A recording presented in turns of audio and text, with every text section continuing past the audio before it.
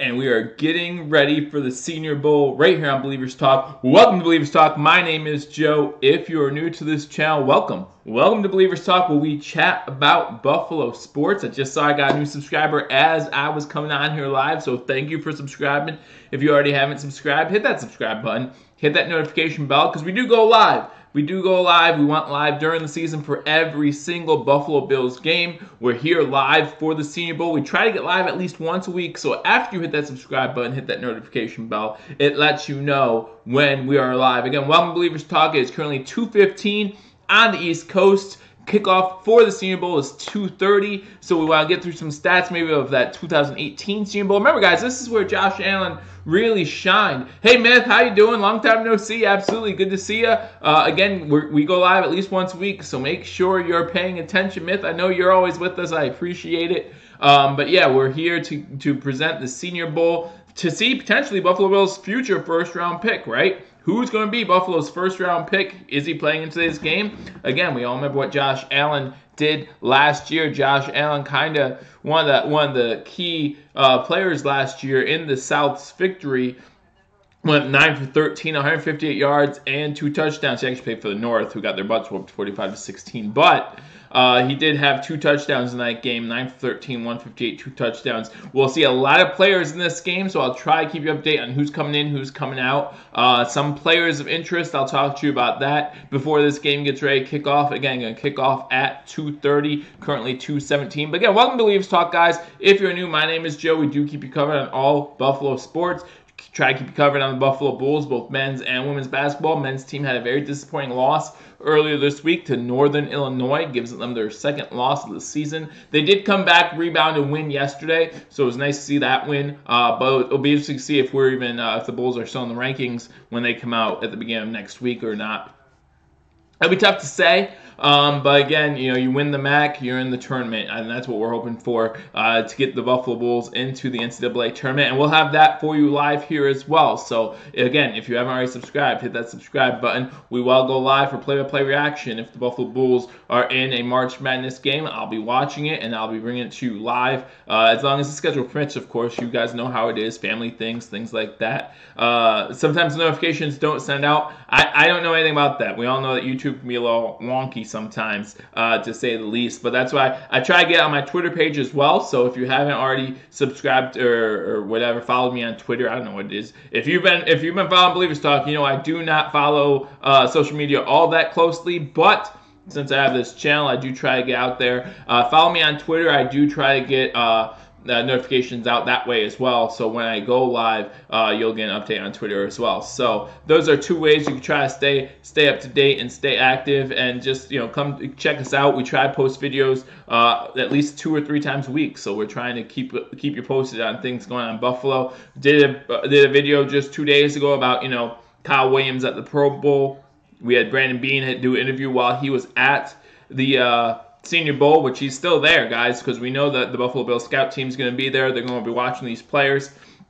And also, LaShawn McCoy was on First Take talking about his legal troubles a little bit. Talked about why he was suspended week 16 of the NFL season against the Patriots as well, at least for the start of that game, why he didn't get the start in that one. So, you want to hit the subscribe button, follow along. We have like 170, 180 videos out already this year. And we plan to do more. Always planning to do more. Keep you guys covered, all up to date. So let's talk about some of the players that we are going to see in this game today. Some players of interest. I think one of my favorite players right now is going to be Andre Dillard, offensive tackle from Washington State. Currently, he's projected, according to the NFL Network, he's projected to go somewhere in the late teens to early 20s. So I would like to see how he does today from Washington State. So from Washington State. So that's someone I'm going to be keeping my eye on as well. So, and then we all know that the wide receivers have looked pretty good. To find the great Buffalo Bills on tomorrow. That's right. Welcome, Promethean. Welcome to Believers Talk. Glad you're with me as well. I've been watching your specific position. I've been doing position videos on the free agents. I'll be doing the same thing come draft time. I mean, this really is the first game where we get to see some of these draft prospects more up close, right? We saw a couple of things happen this week during practice, and we've seen some wide receivers shine. We saw some other players shine. But I'm looking through some of these players on the North and South team, trying to see who's on what team. Deebo Samuel had a great 3-4 days of practice at the Senior Bowl. His draft stock's rising, wide receiver from South Carolina. I'm going to be interested to watch him because we all know the Buffalo Bills might be in there for a wide receiver. We're not sure exactly where they're going with their first round pick. Because there's plenty of places they can go. Let's face it, the Bills have a lot of holes. I just talked about Andre Dillard, offensive tackle. Going to be watching those offensive tackles today, guys, because let's face it, our offensive line needs a lot of work, has a lot of holes to fill in. We heard Brandon Beane say 2 days ago that Wyatt Teller, hopefully, is going to be a big piece on the offensive line. We all know Deion Dawkins will be a huge piece on the offensive line, but it still leaves 3 potential positions open if someone can win that job today or in practice or at the combine. We'll see. Jalen Ramsey wants to leave the Jags. Well, yeah, but is that the kind of thing we want to bring on to Buffalo? I mean, but you can ask the same thing about Antonio Brown. Antonio Brown doesn't want to be on the Steelers, and we'll see. We'll see what happens there. But yeah, we're getting ready for the Senior Bowl here. Again, if you missed practice, they're talking right now about Jarrett Stidham, quarterback. He's going to be the starter, I guess, for the North. Is that the North? I have no idea which one's which here. The South. No, he's going to be the starter for the South. So we'll see what happens. We're not looking at a quarterback, guys. We have our quarterback of the future, which is nice. That's why everyone's so optimistic here in Buffalo. Hopefully Josh Allen's the right guy, right? But we're going to be looking at some running backs as well. I would not be surprised in this draft to pick up some running backs. And position no one's talking about is tight end. I know that the tight end position is full of potential in this draft, but that just means we have to watch all the more during things like the Senior Bowl and the Combine for what tight end we're going to get. I don't expect us to get a tight end in the first 2 rounds, but you look at that 3rd, 4th round guy to see who we can get there as well. But yeah, thank you for coming on Believers Talk again. It is currently 2:22 on the East Coast, 2:30 kickoff. So we will kick this game off, and I'll keep the Bulls team is currently in a game today. Last I checked, they were tied. So I'll check that for you guys while I'm on the air here.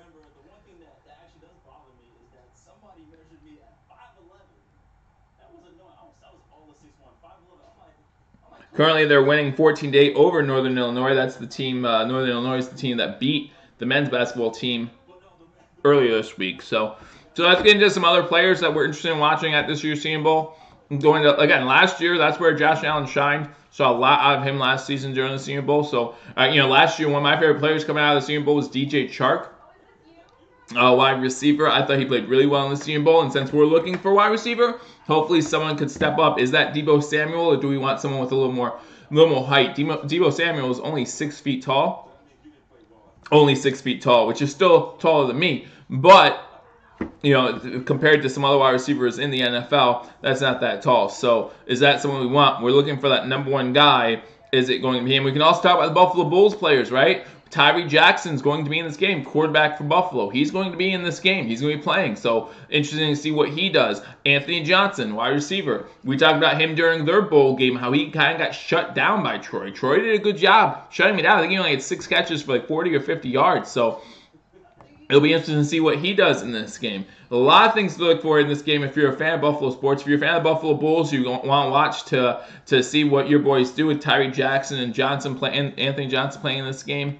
Be interesting to see what they do. And Anthony Johnson, everyone's talking about, how great it would be to keep a Buffalo boy in Buffalo. And it would be. I always enjoy that. I'm talking 6'2", 210-pound wide receiver. He can get open downfield. Is he good enough to be a number 1 in the NFL, though? We'll see. But I'm looking at Dez Raymond, tight end Utah State. I'm looking at him. Again, the tight end position, not one being talked about much, but we know we need to get tight ends. We know that Charles Clay probably won't be around next season. We know that Logan Thomas probably will not be around next season. So that means we got Jason Kroom. That's it. And I'm not saying anything bad about Jason Kroom. Like the guy, young guy. I want to see how he does, but we need to get depth at that position. Now, I don't know if Jason Kroom's good enough to be a number 1 overall tight end. So we'll see. weapons there. Looking at the defensive tackle position, Kyle Williams is now gone, right? Kyle Williams is now gone. Going to leave a void in that defensive tackle position. Again, we know Harrison Phillips and Starla Toure, we know they'll probably get the starts, but we need depth at those positions, right? We know how much Sean McDermott, Leslie Frazier, they like rotating players in and out. So who's going to take over that spot for Kyle Williams? You know, I'm looking at the South team now, and I'm looking at some of the defensive tackles. You're talking about Kingsley Keke from Texas A&M, or Keek. I'm not sure how to say that one.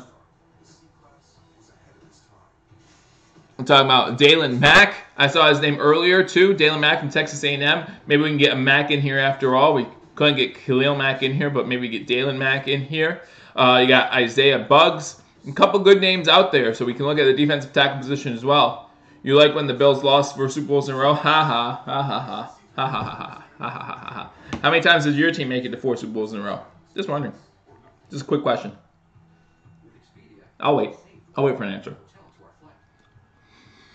Fact is, the Bills won more games than any other team minus the San Francisco 49ers in the 90s. So, yeah, it hurt, but no one else can say they've been to 4 Super Bowls in a row. So, and guess what? Every year someone goes to Super Bowl, someone has to lose. Believe it or not, if you're a Rams fan or a Patriots fan, you're going to watch your team lose this year.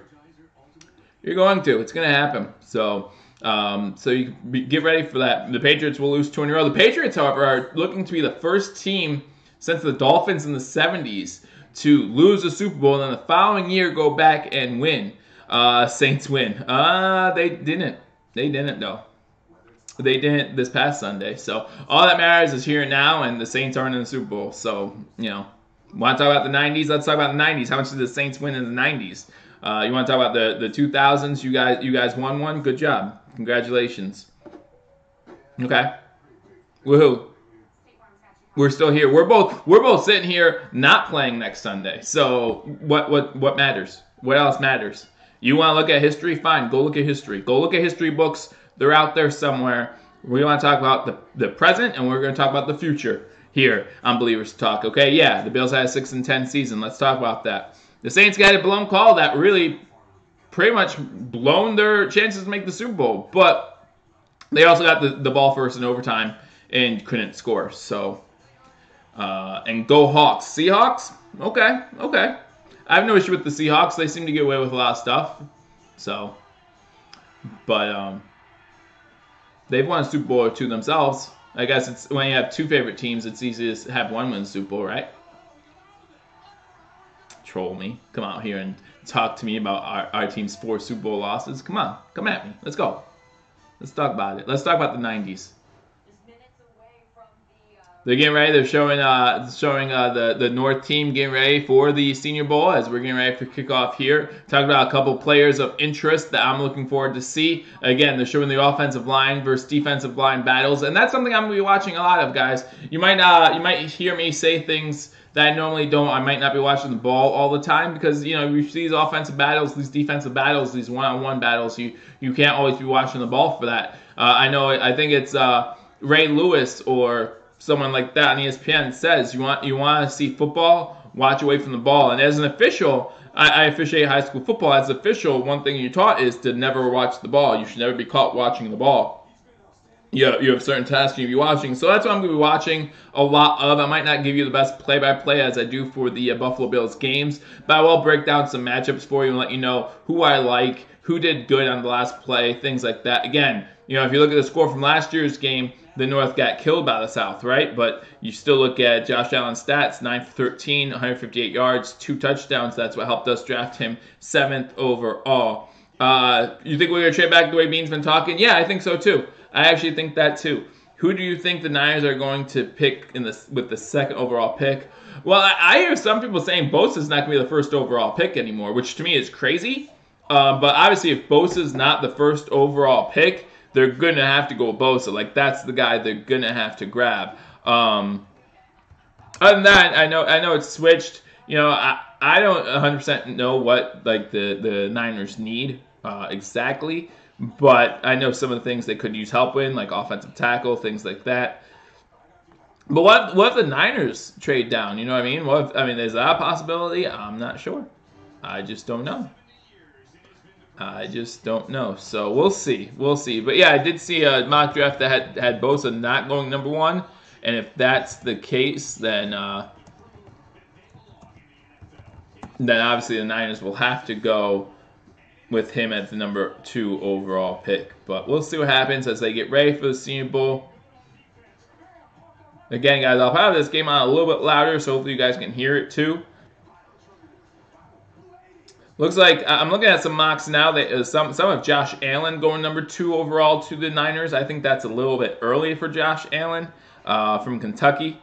But who knows? Who knows? It's all about the pro day they have and things like that. Welcome back, Myth. Always glad to have you back. But yeah, Buffalo Tings, I do agree with you. I think from what I've been hearing, the Bills might trade back. We all know how much McDermott loves his draft picks too, so maybe he's trying to get more and more draft picks. I mean, we already have 10 draft picks, guys. I mean, a lot of them are in later rounds, so I know it's not anything to get too excited about. But Matt Milano was a 5th round pick. Wyatt Teller, 5th round pick. So some of these guys in the 4th, 5th, 6th round, which is where we have our 2 picks in each round, they can turn out to be players, and so good players in the NFL. So maybe that's something to look at, guys. But again, thank you for joining my Believers Talk. My name is Joe. We're getting ready for kickoff here on the NFL Network of the Senior Bowl between the North and South. Again, we're going to see a lot of players coming in and out. I have both rosters up on my screen as well. So I'll try to keep you updated on names, try to keep you updated on schools they played for. And again, I might not be watching the ball all the time. I might be watching matchups away from the ball. Do I see a wide receiver on top of the screen get separation, even though he doesn't get the ball passed to him? Do I see a left tackle who I really like, who's doing a really good job containing, keeping that pocket open for the quarterback? Do I see a running back who sees a hole, who's able to hit a hole quickly? Those type of things, I want to see that. And do I see a running back who knows how to block? Notice I catch out of the backfield. I want to see those things. I don't just want to see. The score is not going to matter, guys. The score is not going to matter in this game. Who wins, who loses, that's not what's important. There's 2 things that are important right now. Giving your best for this game and staying out of injuries. That's it. That's all that matters. If you're a player right now, the final score at the end of the day, we're all getting ice cream and sprinkles at the end of the game, guys. It doesn't matter. The score does not matter. All that matters is that this is like whose line is it anyway. The points don't matter, okay? So hopefully we'll see some good play from the offensive lines. We can break down some of the offensive line play. Hopefully we'll see some wide receivers step up. Again, last year, DJ Chark had a great Senior Bowl, and that really helped propelled his draft status as well. So we'll see if that's what happens here. If we find a wide receiver that can step up, maybe that's someone the Buffalo Bills will look to go after.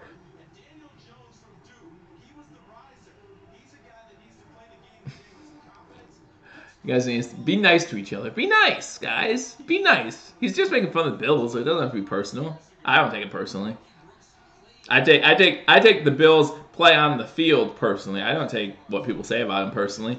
I told you guys I still haven't watched the 30 for 30, ESPN 30 for 30, 4 Falls of Buffalo. Like I just have no reason to watch that. And everyone talks about how good of a light they paint the Buffalo Bills in. Well, I've been painting the Buffalo Bills in good light forever because that's tough to do what they did, and it's proven because the Patriots are the first team to go back to Super Bowl after a Super Bowl loss since the Buffalo Bills. That's how long it's been since a team has lost a Super Bowl and gone back the next season. The last time it happened was in 1993. The Buffalo Bills. Here we are in 2019. How many years is that? That's like 20-some years. 20-some years. I don't know. You guys do the math. 26 sounds about right. So, wow, I'm old. I'm really old. That was 26 years ago. Yikes. Man. Myth, you weren't even alive 26 years ago last time the Bills made the Super Bowl. Man, I'm sorry. We've only made the playoffs once in your life. Man, it was tough for me. Last time we met, before last season, it's been like, 18 years. I didn't even have my driver's license. But yeah, man. I'm glad you got to see last season. Got to see a couple wins. But again, guys, thank you for joining my Believers Talk. My name is Joe. We're getting ready here, 2:35. As soon as I come back from commercial break here, they will have kickoff for the Senior Bowl. I have the rosters up here, so I'll try to keep you guys up to date on what players are in and who's looking good, who I like, who I don't like, who I would try to avoid, obviously. You know, you do see some players who have bad Senior Bowl games, then come out, have a good combine, something like that, and then they, and then, you know, the draft stock rises. So we'll see what happens. We'll see what happens. This is just pretty much the first step towards the draft process. You have your career in college, obviously. You have things like that. And the Senior Bowl is the first time you get to display everything against the top talent. You know, you talk about someone like Josh Allen, who went to Wyoming. Some people make fun of him because, well, he didn't play the top talent. And that's the truth. You know, Wyoming doesn't play in the SEC, you know, and teams like that. But he got to come into the Pro Bowl last season. He got to shine, got to do well. DJ Chark, LSU is notorious for not throwing the ball. He gets into the Senior Bowl. They throw him the ball. You see what he can do. Things change. Things change. Senior Bowl's in Mobile, Alabama. Current temperature is 55 degrees and sunny. Beautiful day for football. Wish it was that warm here, but it's not that bad here. It's sunny here, so we're going to keep a close eye on the offensive line and wide receivers. Absolutely, Anthony. Welcome to Believers Talk. What was weird? I don't know. What happened? What happened? Am I being too loud? Did something happen with the mic? I don't know. I don't know what's going on. I don't listen, so I don't know. I don't know what's going on. But again, thank you for joining me on Believers Talk. Sorry if something happened that you know, made your ears hurt. I'll listen. I'll listen to what I sound like. Why not? Listen to my own voice.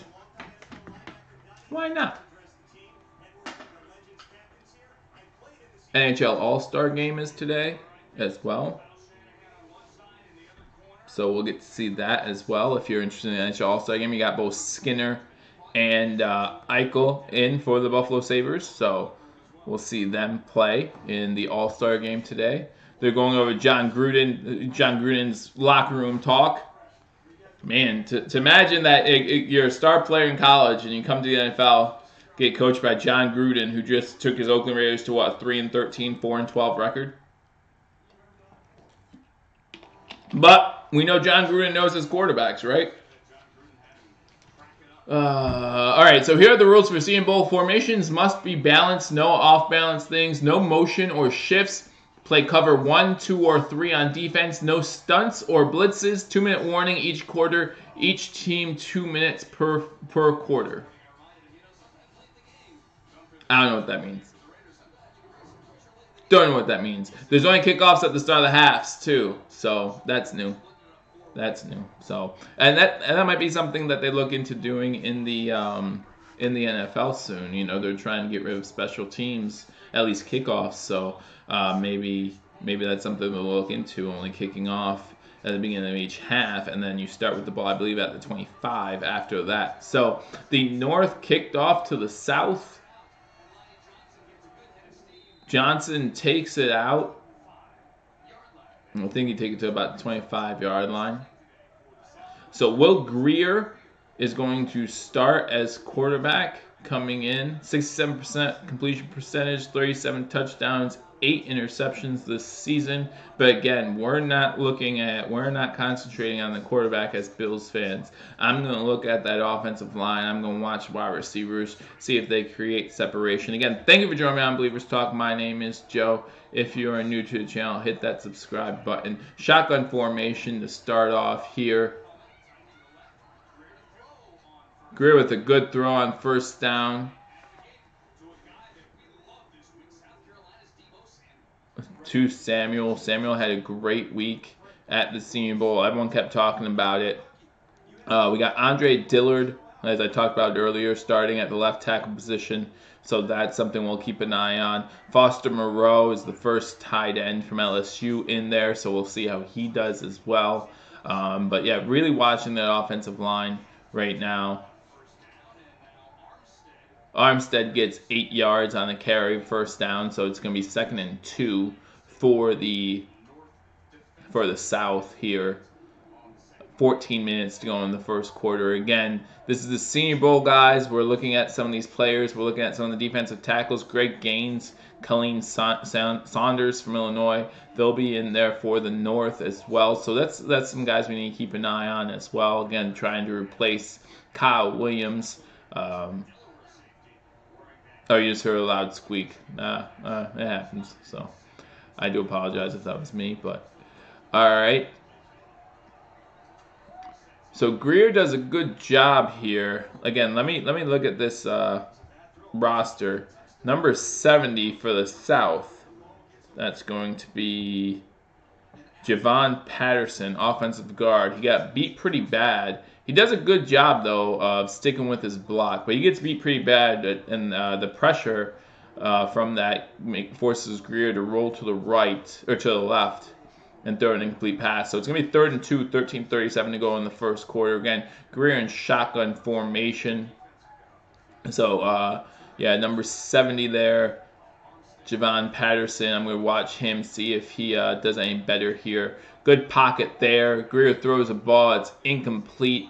There's a late flag. Looks like there might be a defensive hold or something of that nature because it's in the secondary. So it looks like it's going to be a first down for the South. Yeah, they're going to call holding on the defense. Number 2 on the defense. So again, you gotta watch that. Again, the Buffalo Bills might be looking at corners this season. So or in the draft. So you don't want to commit those penalties here. Who we got? That's Chris Boyd. Yeah, Chris Boyd out of Texas. So he was flagged on that one. Doesn't look good if you keep getting penalties here. Has Harrison Phillips done a good job this year? I feel like I wish we would have seen more of him, that's all. We're going to see more from this coming season, that's for sure. Now with Kyle Williams retiring, going to see more from him. Armstead with the carry. Armstead from Temple, 2nd and 5-yard run. Again, I'm watching the running backs too to see if they can block out of the backfield, how good they run the ball, and of course catching the ball as well. Temple, he had 573 rushes, 2,812 yards in his career. So that's about 4 yards a carry. I formation now for the South.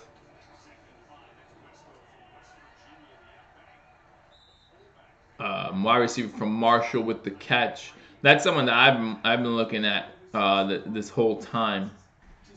Wide receiver from Marshall. I forget his name. I'm going to pull that up real quick. But I just remember Marshall University.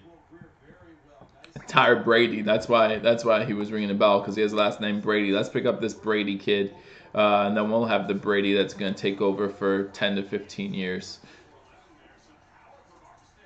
Armstead showing off a little bit here. Runs to the left and is able to get 8 yards. So good run there from Armstead. I formation was set up, and then he's able to bounce off a tackler. And then, yeah, just drag 2 or 3 guys 2 extra yards. And, you look for that kind of stuff. You look for someone who's going to fight for every single yard. So, again, thank you for joining me on Believers Talk. My name is Joe. Do I like Hollywood? Hollywood, like the place? Single back set here for the South. Again, 0-0. Greer is their starting quarterback. Oh, a good cut. Good cut. Number 31, they're going to say he was down short, but that was a really good cut. I was really impressed by that, at least.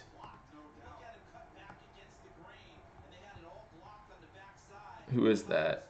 Wes Hills. Wes Hills from Slippery Rock. So not much on him. He does step out of bounds at the 2-yard line as he's stretching for the touchdown. But a good run, good cut by Hills. That's something that might attract the attention if you do things like that. In this season, he had 1,714 yards rushing for Slippery Rock as he gets the ball here at the 2-yard line. He's able to fight through some tackles. Did he fumble the ball? Was he down? They're rolling him down inside the run, inside the 1. He tried to stretch. Uh-oh. Now he's getting up limping. But he tried to stretch for the end zone. As he's stretching, he does fumble the ball, but he's down before the ball comes out. He is down before the ball comes out. In fact, if he wasn't down, he did get the ball across the goal line before he lost the ball. But still, you want people to hold on to the ball. You want to see that. Oh, wide receiver. I was like, I don't know who Hollywood is. Give me 1 second here. I formation, Armstead back in. Armstead's going to take it in for a touchdown. So the offensive line makes a statement in that drive for the South, so that's good to see. And Armstead with a couple good runs on that drive.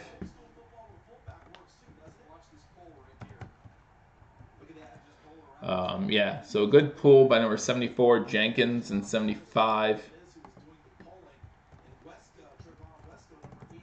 What am I doing? Well, Hollywood is not playing in this game, so let me do a little more research on them while I have you guys on here.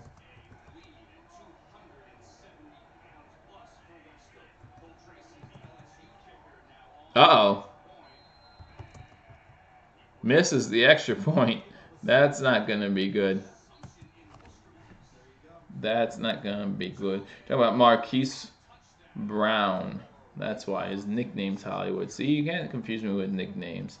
Metcalf, yeah, is definitely the #1 wide receiver taken in the draft. Is he going to be worth? How do I feel about Will Grier? Well, he didn't throw the ball too much on that drive. Definitely overthrew. The one where he had to roll to the left, he definitely had an overthrow there. So I want to see how he does under pressure, because his first taste, or my first taste of seeing how he throws under pressure is not a good one. But we'll see if in this game he continues to have that pressure and maybe make some good throws. He threw one high to a wide receiver that was then dropped. So, but he had some good throws there too on third down to Brady from Marshall. He had a good throw. So he's doing all right. But again, the Bills aren't looking for a quarterback, right? So I'm not really watching the quarterback too much. Watching the offensive line a lot. Watching the running back position and the tight end position, but not much from the tight ends on that drive. So, again, thank you for joining me on Believers Talk. My name is Joe. We are currently watching the Senior Bowl. And again, guys, I go live for every single Buffalo Bills game to give live play-by-play and reaction.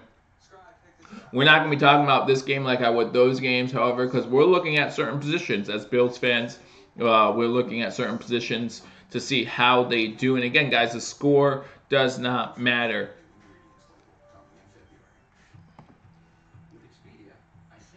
What is this? I get pop-ups all the time. Jonah Williams. Would I be happy if the Bills draft Will? Tavon Wesco. Yeah, no, that's someone I've looked at.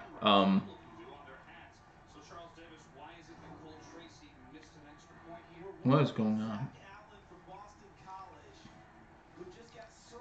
Looks like Zach Allen from Boston College gets his finger on the ball on the extra point, so that's why the extra point's missed by Tracy from LSU. So they're talking about the referees actually have cameras on the brim of their hats, so that's interesting. That's the first time I've seen that. Hopefully no one hits an official and that becomes an issue. Drew Lock is going to be the starting quarterback for the North. Again, in the Senior Bowl, there are only kickoffs at the beginning of each half. So the North starts with the ball 1st and 10 at the 25. Offset I formation. Again, guys, if I miss your comments, it's because I'm watching the game, obviously. But also, just go ahead and leave that comment again, and I'll get back to it. Run to the left on 1st down. Stop for maybe negative a yard on the play. So it's going to be 2nd and 11. As we look at the offensive line, again, the offensive line is where we're looking at. Not great on that first run. Jadeveon Clowney to the Bills? Hey, I'll take it. Jadeveon Clowney was really good this season for the Texans. I'd take that. Never heard of the guy from Slippery Rock. No, neither did I. We had a really good call on that first drive. Unfortunately, he got hurt, so hopefully we see him a little bit more. Roll out by Locke, and he's able to find a receiver to get a 1st down. Who is this guy who catches the ball?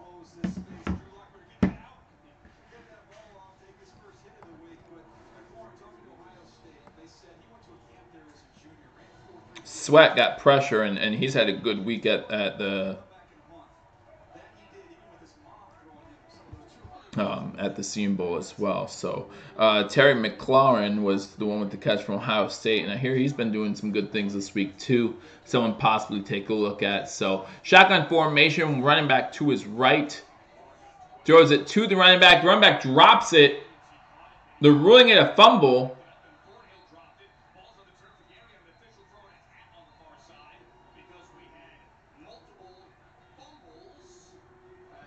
Interesting. So the running back out of the backfield catches the ball. That's from the guy from Notre Dame. I forget his name, the running back. He's the one who fumbles it. Okay, no, now they're ruling it incomplete because he didn't have possession for long, so I didn't think it was a fumble. But they let the play go on, and so that still doesn't look good if you're a running back at all. And then you had Thornhill on there for the recovery, and then he fumbled it, but he's able to land back on it. But they ruled it incomplete, so it's 2nd and 10. Shotgun formation for Locke. Run back to his right.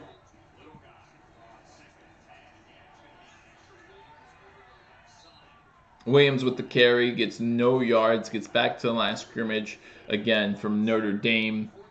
He's not Dexter Williams. First two looks at him have not been that good. First play he gets pass thrown to him over the middle, is unable to hold on to it. Looked like a fumble at one point, and then second play there was a run play to the left. Got no yards. Didn't get much help from his offensive line, however. So it'll be interesting to see what happens here. Shotgun formation, 3rd and 10 for the North. 6-0 South as they drive and score a touchdown on their first drive. Locke pumps fakes, throws it a little high,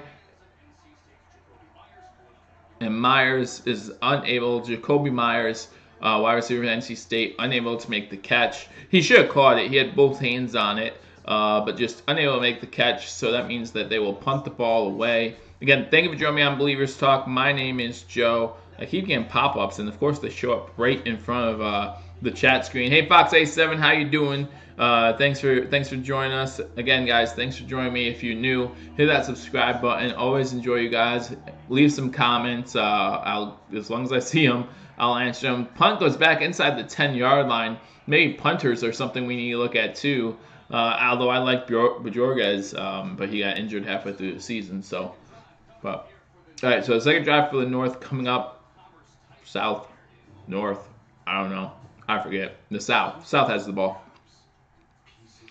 Sweat is pretty impressive. Hashtag. Thanks for joining me. Yeah, I heard a good week this week at the Combine. Definitely someone to look at for the Buffalo Bills. I know that it might not be the most the biggest position in need for the Buffalo Bills, but at the same time, as Brandon Beane said, just because it's defensive end might not be the position of need, doesn't mean that Jerry Hughes doesn't get injured and all of a sudden we're like, oh, who's taking a different defensive end? And if Sweat's available, according to what Beane said, we're going to look at him, right? And we should. Grady Jarrett, yeah, I talked about him in the free agent episode I did, and huge fan of his. At defensive tackle. I'm worried about the money aspect of it. I know we have the money. I get that, but again, we have a lot of positions to fill. So are we going to be able to sign him and then get good players somewhere else? When does what start? You're talking about the Senior Bowl. Senior Bowl, that's what I'm talking about right now. If you're talking about, yeah, Anthony got that. Yep. And that's what we're watching. Again, it's that commercial break. South scored on their first drive and missed the extra point. So it's 6-0. North just got the ball, and they went, I think they got a first down or two before they were forced to punt, but they were forced to punt, and so now the South has the ball again. We're currently at commercial break as the South is getting ready for their second possession of this game. The offensive line, really the South has been looking good so far. The North, not so much. Again, for the South, I did look at, again, I'm pulling up the rosters, guys. Obviously, with all these players, I'm not going to know the names right away, but for the South, number 70, Javon Patterson, he got beat once or twice in that first drive, so I'd be looking to see some improvement from him. Again, offensive line is somewhere the Bills will really concentrate on, and probably in the Senior Bowl. Look at the wide receivers, see if they can create separation. As the second drive begins, we're in Grier's under center I formation. Fake handoff. Wow. So as soon as he gets out of his fake handoff, Saunders is there from Washington, someone we really need to keep an eye on. Just went right around the offensive tackle. Was that number 70 again? Yeah, that was 70 again. So, and I talked about him, Javon Patterson got beat on the last possession too. This time he gets beat, and Grier just is unable to get away because, well, he didn't have time to get away. So that's Khalil Saunders from Western Illinois. 6.5 sacks last season. Defensive tackle. That's someone we really need to keep an eye on. Shotgun formation for Grier. And he gets to him again, and Grier's able to step away, rolls to his right, and it's incomplete. They're throwing a flag on the play. Looks like they might have pass interference, but Saunders again gets into the backfield. Again, that's someone we got to keep an eye on, defensive tackle. That's someone that Buffalo could be interested in. Yeah, Johnson and Jackson will both be playing in this game. Fox 87 at some point. Tyree Jackson declaring for the NFL draft, so he will be in this game. I haven't seen either of them in yet, but again, they switch players constantly in this Senior Bowl, so it'll be interesting to see at what point they get in the game. They did call pass interference on number 2 from Texas. I thought it was a good play, but they did call pass interference on number 2, so I'll get you who that is in a second. That's Chris Boyd, and again, that's his second penalty, so he had a holding earlier as well. So now they run it to the left, 3-yard gain for number 25.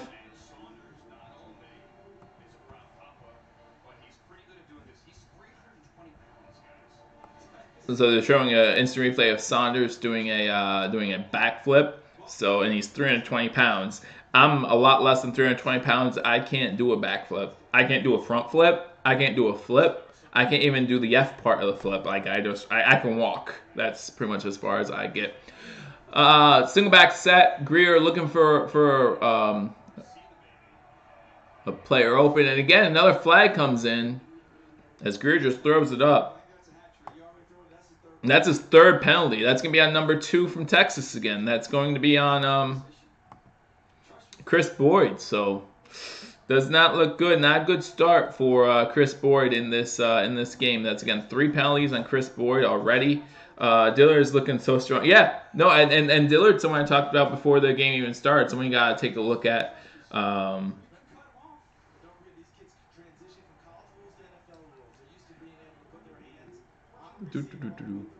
Yeah, no, hashtag I agree with you. It just takes me a while to read. Reading and me, again, I'm wearing this baseball cap, right? So that goes 3 points off my IQ. According to that's a comment that was made on hashtag sports, so I'll have fun. Roll out to the right for Grier, incomplete pass. That one is broken up by number 8, so I'll get you his name. It was a good play there by Will Harris, safety from Boston College. Safety, again, a depth position maybe, something you might want to look at, but I don't think that's somewhere we're going to focus in the draft. So good play, though, by Harris on that one to break that one up. Fox 87, any UB players? Yeah, they're both playing for the South, so we'll see when they get in. Single back set again. Went nowhere. Again, was that Saunders there again? Let me take a look. No, that's Gaines, 98.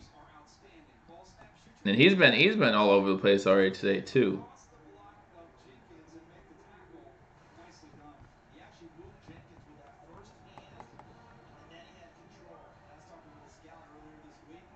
So again, 2 defensive tackles that we really need to make sure we keep an eye on. Interesting. It's not showing me his name, though. Shotgun formation. Wow. Looks like it's going to be illegal hands to the face. Grier just throws it up. Renfrow with the catch. Great catch.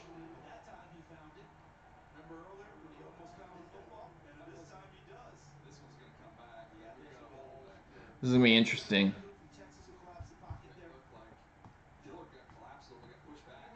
Yeah, Dillard got pushed back there. I mean, we just talked about how good Dillard looked. Yeah, he just got pushed back pretty good on that one there. So, but it is illegal use of the hands.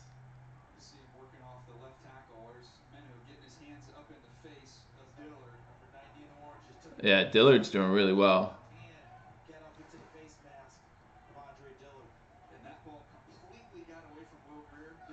Yeah, Greer with a bad throw, and it kind of worked out for him. Clemson wide receiver comes up and gets it. So again, 6-0 South, 5 minutes to go in the first quarter. North and South both had one possession each. Dillard's looked impressive. We have a couple defensive tackles look impressive. And there's Dillard again with a tackle in the backfield for a 3-yard. Oh, no, that's a Manu.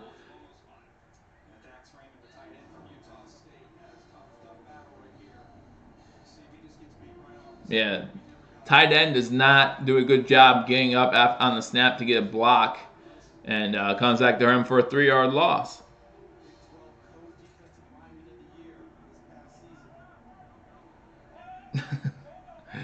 They just like good wide receivers. Don't, just because Buffalo doesn't know how to use Chris Hogan, and they did a good job with it. Free agent, by the way. Greer just over the head of everybody there. Incomplete pass just overthrows everybody. So it's going to be 3rd and 14 for the South here. He was looking for Deebo Samuel. Again, a great week from what we've heard for Deebo Samuel. Is that something you guys would want as a number 1 wide receiver? Again, 6 feet tall, a little bit shorter than what you want a lot of times out of a number 1 wide receiver. But we've seen Steve Smith do it. We've seen some other good number 1 wide receivers who are 6 feet or shorter. So is that someone you would want the Buffalo Bills to draft? Shotgun formation for Greer. 2 at the bottom of the screen. 2 wide receivers, 1 at the top. Wide receiver screen to Redford. Unable to get anywhere. He's tackled pretty much at the line of scrimmage. Maybe a yard on the play. So it's going to be 4th and 12 or 4th and 13. 4 minutes to go in the first quarter. So it'll be interesting to see if the South kick a field goal here after missing the extra point. After a tip there, so we'll see what happens. Again, Saunders, number 99, Saunders, he's been playing really well, so it'll be interesting to see how he does the rest of this game. That's someone who I was talking about before the game started, keeping an eye on him, and he hasn't disappointed yet. He's in there for the special teams play here.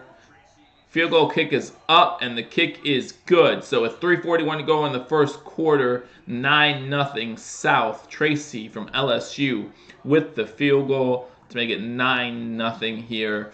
South over the North. North will get the ball at the 25. Again, guys, if you just joined me, there are different rules for this game. You cannot blitz. You have to run balanced formations on offense. What that means is you have to have 7 guys on line of scrimmage. Your center's 1, and then you have to have 3 on both sides moving out. So you have to have 3 on this side, 3 on this side. You can't have 2 and 4 off balanced formations, which you see a lot in the NFL and in college. You try to throw max protections on one side or the other, you're gonna lean to that side. But in this game here, we only have 3 and 3 with your center.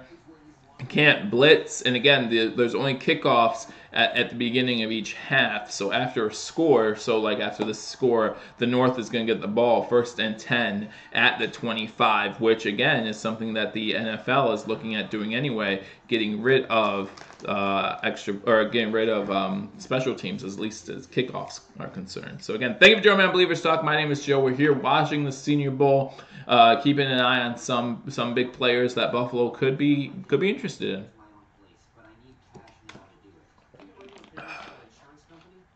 If we can get a number 1 wide receiver in round 2, I would consider it.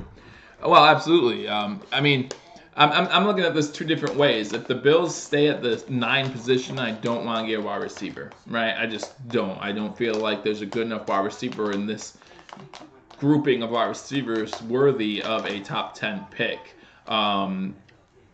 But we could trade down, right? We could trade. I was toying around with the idea of Oakland trading to get back in the top 10 and giving us both of their first rounders. I don't know why they would do that. I haven't really looked into it that much, but let's say they do that. Let's say we have a high 20 pick or a low 20 pick. I mean, that's a good spot to get a wide receiver, I think. And then we'll have another first round pick to get somebody else. I'm okay with that.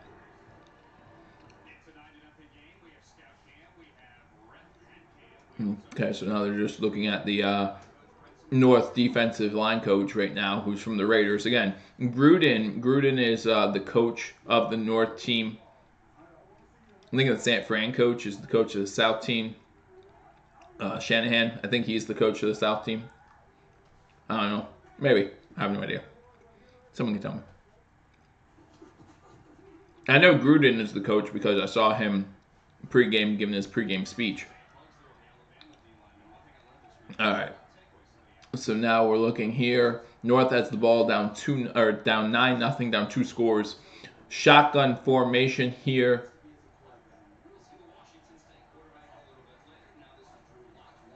Locke hands the ball off, run to the left. Gets about 3 yards. That's who was that? That's Higdon. Nope, that's a D and an O, not 2 O's. Higdon from Michigan gets 2 yards on first down, run to the left. Fake handoff to him here. Wow. Sweeney with the catch, tight end from Boston College. That's someone else I want to keep my eye on. But it was an underhand throw by the quarterback to Sweeney. Sweeney actually does a nice little chip block on number 91 of the South, and then goes out for a little pass, and it's underhanded to him. And he's able to pick up about 8 on the play. So overall, good play there by Sweeney. Again, we need to look at the tight end possession too. Shotgun formation again. 1 wide receiver to the bottom of the screen, 2 to the top. Fumble the snap. Hands it off and just is unable to get anywhere on the handoff. Is Higdon. Again, messes up the timing when you fumble the snap like that. He's able to get the handoff to him, but defense is able there. 4th and 1. North keeps the offense on the field. 2 wide receivers at the top of the screen, 1 to the bottom. Higdon in the backfield, single set eye. They do run a QB sneak, and it looks like he has the first down.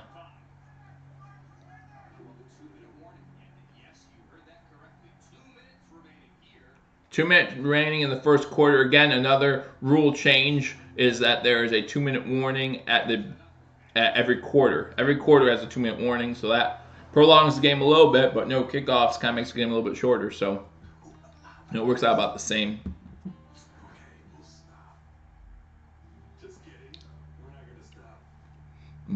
That's right. Got a text reminding me of something. Again, guys, thank you for joining me on Believers Talk. We're currently at commercial break because it's 2 minutes to go in the first quarter, and again, there are 2-minute breaks, 2-minute warnings at every quarter. So at commercial break, who's impressing you guys so far? If you guys are watching the game, let me know who's impressing you. Again, Saunders from Washington is pretty much the one guy who's really been impressing me so far. I believe it's Washington. Or, I'm sorry, Western Illinois.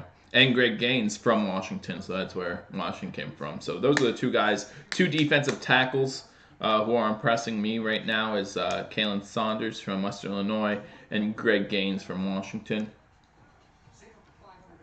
Both done a good job. And again, defensive tackle, that's the position we're looking at. Again, welcome to Believers Talk. My name is Joe. Thank you for joining me.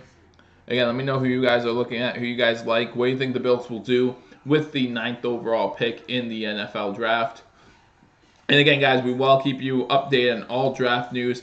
And come March 13th, I believe, is the start of the league year. When that starts, that's going to mean a lot of free agency signings and things like that. We'll keep you updated here on Believers Talk. So you want to stay tuned, hit that subscribe button, and we'll keep you updated constantly for that news. So you want to look out for it. Hit that notification bell. They'll notify you when I post a video, when I'm live. Again, we go live for every single Buffalo Bills game. We'll be here for the Senior Bowl, of course. We'll be here for the draft as well. So you want to join us for the draft? Excuse me, just hit that subscribe button and hit that notification bell, and we'll be here keeping you updated on all Bills news, all Buffalo sports news. Again, the Buffalo Bills women currently in a game as we speak, and they are currently winning 37-24 at halftime over Northern Illinois. So we're back from commercial break. They're going over some of the Senior Bowl alum on the Rams side of the ball before the Super Bowl next week, Rams versus Patriots. We'll be doing a video letting you guys know who I got in that game as well. The four of the players were listed from last year's, or from 2017's Senior Bowl. So they had a good draft class that year. Shotgun formation here for the North. Fake handoff. Lock goes deep. He overthrows the intended receiver. Number 32 on the coverage for the North. Again, a good corner. What he does is he uses the sideline as a as an extra defender, which is what you're trained to do, or what you should do. So who's that? That's Mike Edwards, safety from Kentucky. So good job by him. Quick pass out to number 5. Number 5 is barely able to get back to the line of scrimmage. Bring up a quick 3rd and 10, a minute 40 to go here in the first quarter. Another rule change is they only have 2 timeouts, so that's a little bit different from what's normal there. 2 timeouts for each side. So 3rd and 10, a minute 25 to go in the first quarter. Shotgun formation. Big hit there as number 10 with the reception. Johnson Jr. for number 1 was the one with the hit from Kentucky. Big hit. Maybe a penalty in the NFL. Quite possibly that would have been called a penalty in the NFL. Does lead with his shoulder, but just looks really bad. So that'd be interesting. But hey, it was a good hit. 4th and 4. South calls their first timeout. Lyon Johnson, 23 tackles this season, 1 interception. That was in the Citrus Bowl against Penn State. So you look at the numbers, and he's not able to get the interceptions. And obviously, the interceptions are the sexy stat if you're a corner, right? But a lot of teams think that they can teach that, which I'm not sure if that's true or not. Ask the Steelers about that. The Steelers always get good cornerbacks who just can't intercept the ball for some reason. But you'd rather the other team not catch it. That's the cornerback's job. The cornerback's job is not always to intercept the ball. It's to make the other wide receiver not catch the ball. So, depending on what you're looking at, maybe you look at him, and that was a good hit. That was a really good hit. So, shotgun formation, 2 wide receivers behind the screen, 1 to the top. 4th and 4, they go for it. That is caught on a rollout. Number 5.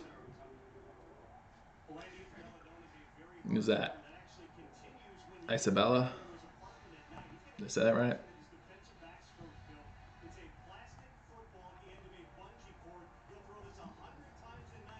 Number 5. Let's take a look.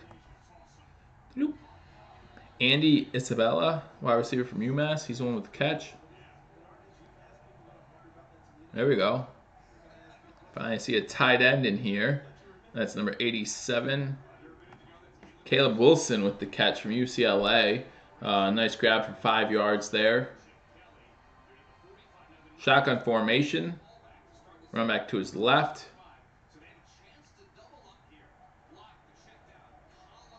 Check down to Pollard. Pollard with a great, good catch. I won't say great. Good catch. Run back from Memphis. 40 seconds left in the first quarter, 9-0 South over the North. Again, North treating this like it's a half. They call their first time out because, again, it kind of is. You get 2 minutes at the end of each quarter. You get your 2-minute warning instead of end of each half. So I feel like the Bills can trade back.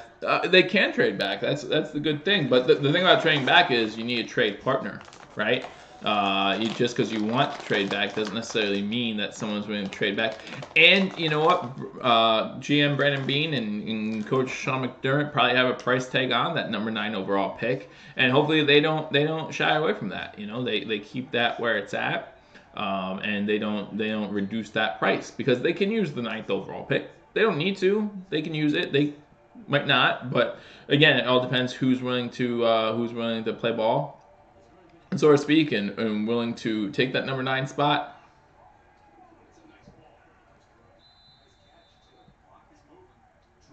Nice catch by Sample, number 88. Another tight end there. Again, the tight end class is pretty good this year. 23 seconds left. They clock the ball. 2nd and 4. At the beginning of the second quarter, the team that has the ball to end the quarter does not, the opposite team, the team that's on defense at the end of a quarter will start with the ball 1st and 10 at the 25 to start the next quarter. How many slot receivers do the Bills usually line up at a time? 2. 1 or 2. Now we got 2 wide receivers top of the screen, 1 to the bottom. Again, it's 3rd and 4. 22 seconds left in the quarter, but again, at the end of this quarter, the South will get the ball back. Unless the North scores, completion to number 18 gets out of bounds with 18 seconds left. If the North scores, kicks the ball off with 1 second left, and the South gets the ball, the North then gets the ball again to start the second quarter. Just weird, strange rules. But it's a Senior Bowl, you know. You want to try to get as many players on the field as possible. 18 seconds to go in the first quarter. 9-0 South over North. 2 wide receivers top of the screen. Wide receiver on the top of the screen is not lining up on the ball right. I'm trying to figure out who that is. That throws the ball away. 13 seconds to go. That was intended for the tight end number 88 from Boston College, but that was just out of bounds. So you can't do anything about that. I want to see on that play who was the wide receiver that lined up to the top of the screen. I'm going to rewind it real quick. Who was that? Who is that? Number 8. All right. Who's number 8? I'll tell you in a second. All right. I didn't even miss a play. So who's number 8 for the North?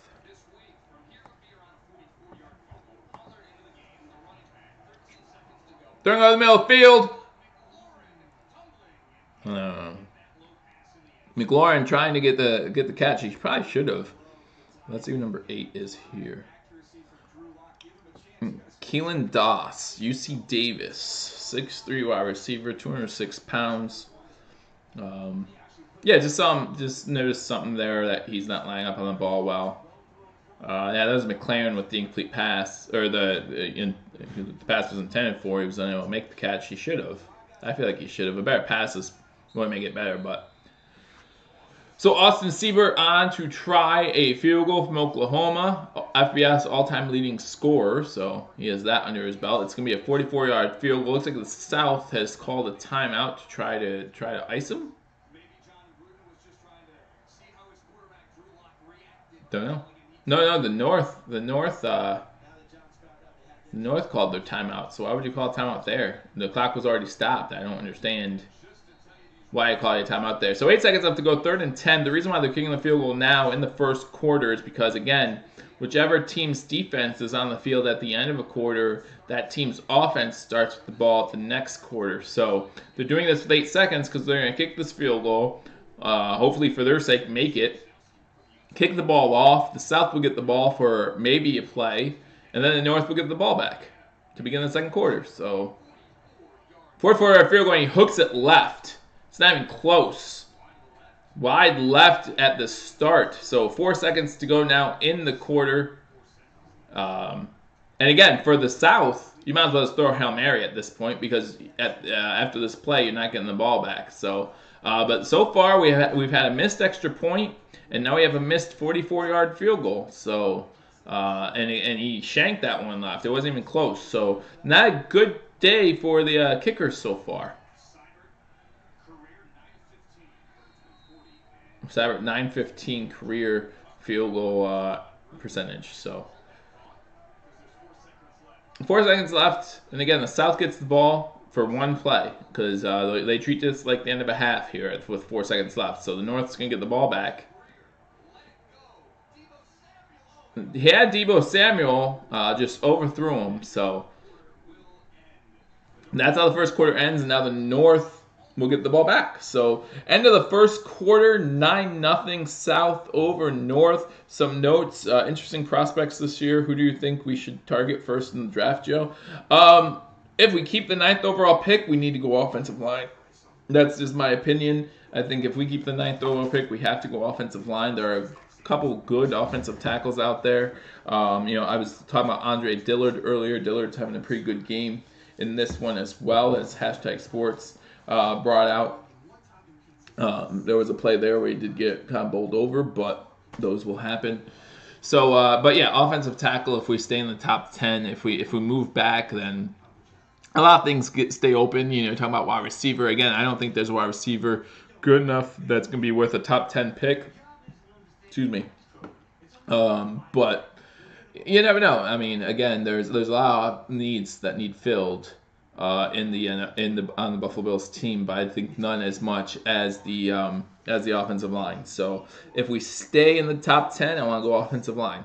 If we move out of that position, then what I want to do is obviously, hopefully we get more draft picks then as well, and we can do more damage there. But if we're talking about somewhere between 15 and 20, I could definitely see us taking a wide receiver at that point.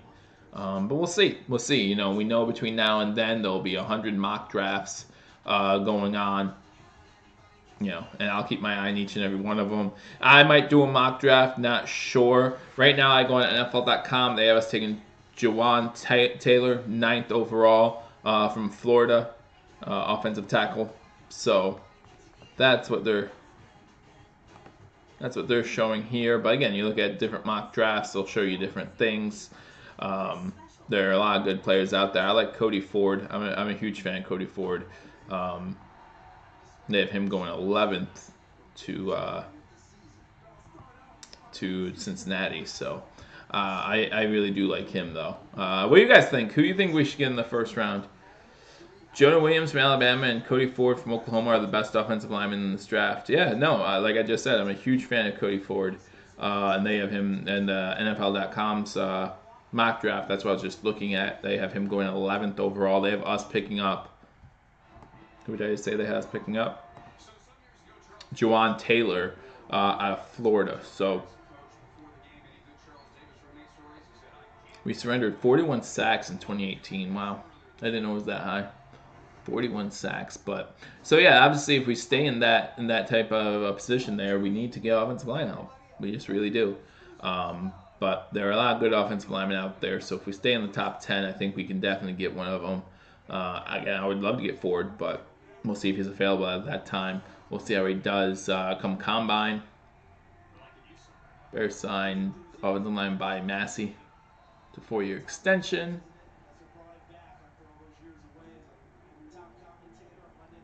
I'm just reading the bottom line now as Trace McSorley's in at quarterback from Penn State. Shotgun formation as we begin the second quarter. North hit the ball.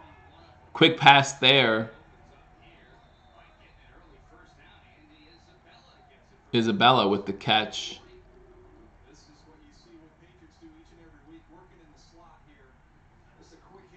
Isabella working out of the slot. Again, I'm not sure how much we need another slot receiver in Buffalo.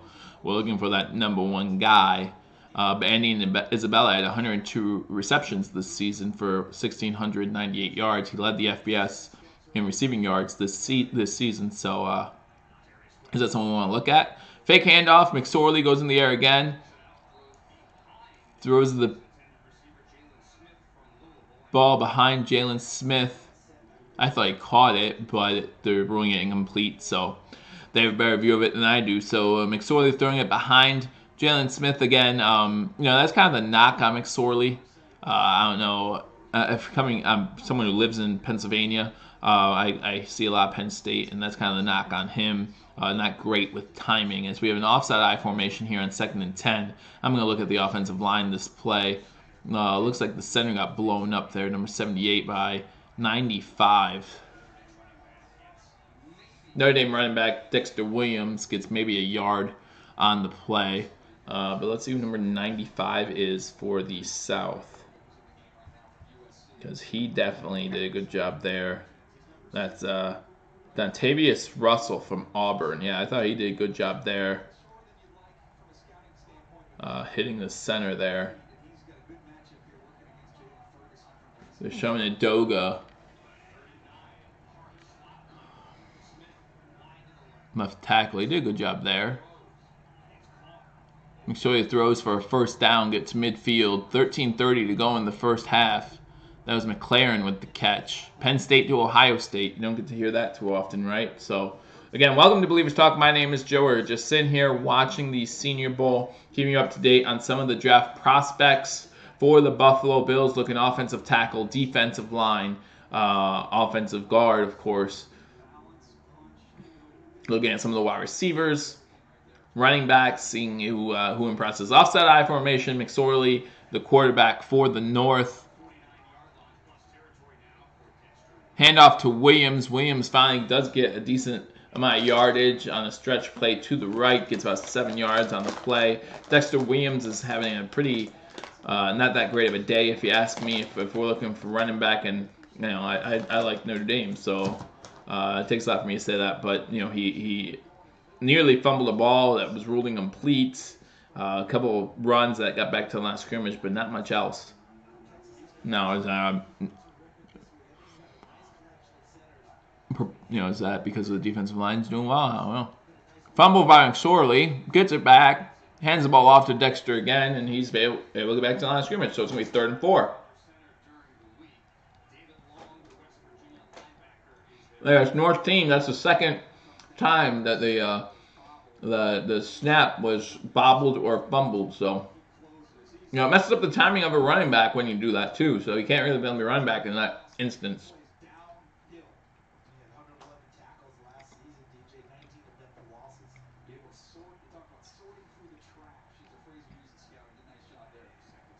I'm watching offensive line. McSorley in shotgun.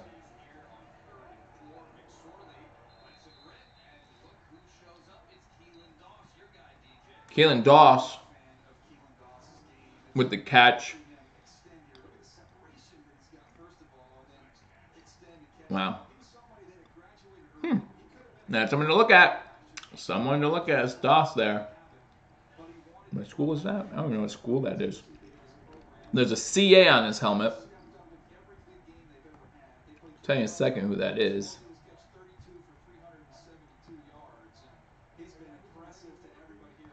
And Keelan Doss. Keelan Doss, wide receiver, UC Davis. McSorley fakes the handoff. Keelan Doss runs the whole way across the field there. And he's there. Get a first down. Huh.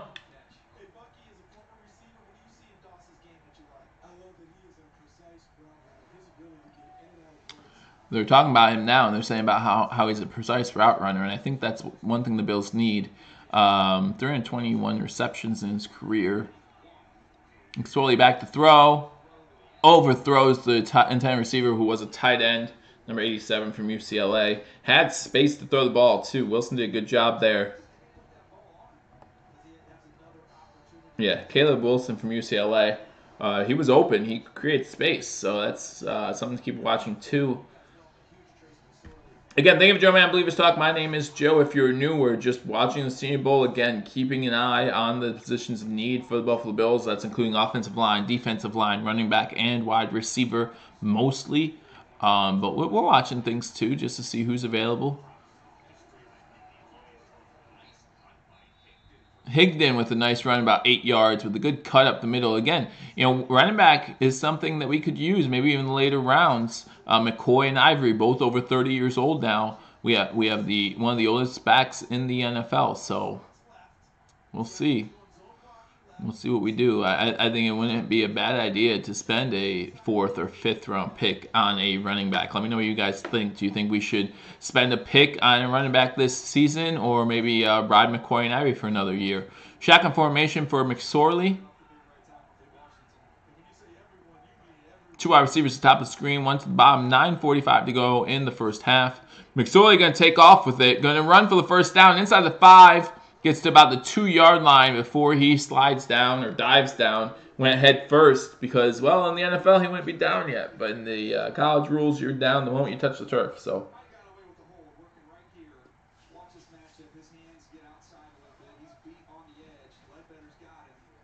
he does get away with the hold. Does get away with the hold. Who was that?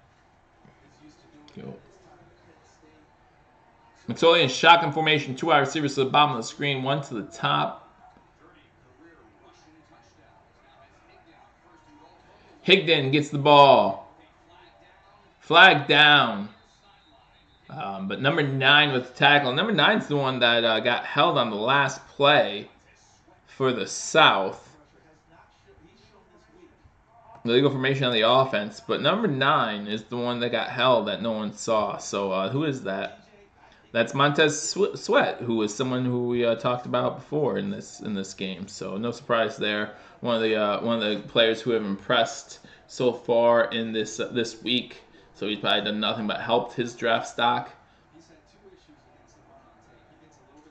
Second and goal now for I want to say Penn State because McSorley is in there, but it's not Penn State.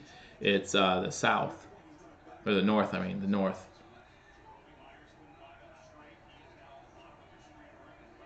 So looking, almost throws an interception in the end zone. So gonna be second and goal now. That was first and goal actually because of the penalty. So it's gonna be second and goal. It was an illegal formation penalty, puts them back to the 6-yard line.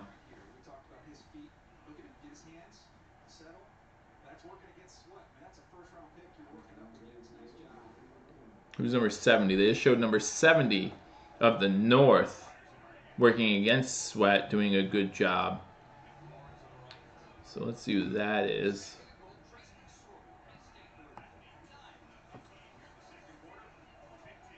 Higdon gets the ball inside the 5-yard line. So that's Chuma Edoga from USC, offensive tackle, doing a good job there on number 70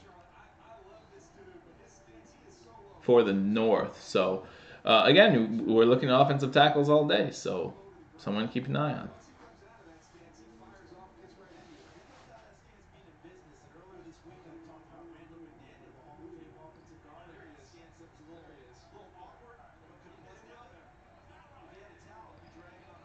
Check information, McSorley. McSorley overthrows an open receiver. So it's going to be 4th and goal. Number 11, Myers, was open on that play. Don't know what McSorley saw, but he overthrew him by a good couple feet. So unfortunately for McSorley, not having the greatest day so far. So on comes the guy who just missed the last field goal, 44 yards. He comes on for more of a chip shot field goal here. Let's see. Hopefully he makes this one 20-yard field goal. Don't get too many opportunities like that in the NFL anymore, but you know that he can knock it through. And it's up and it's good. All right, so it's 9-3, South over the North. South is the only team with a touchdown right now. Missed the extra point. 7:45 to go in the first half. Again, the way the first quarter worked is you got a 2-minute warning. Each quarter ends like the end of a half with the other team getting the ball as soon as that quarter ends. So if you're the South and you have the ball to end the first quarter, then the North got the ball to start the second quarter. So that's just the way it is. So again, guys, right now the Buffalo Bills looking at that 9th overall pick. If we draft a left tackle, where could we move Deion Dawkins? Left guard. He can play guard. So, I mean, I don't think he would have a problem moving. I would keep him on the left side of the line, though. But we'll see. We'll see.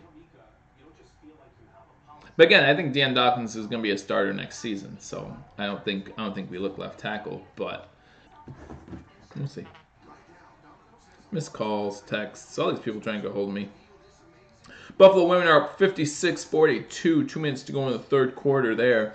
Of course, women's basketball is different than men's, where in men's you have 2 20-minute halves.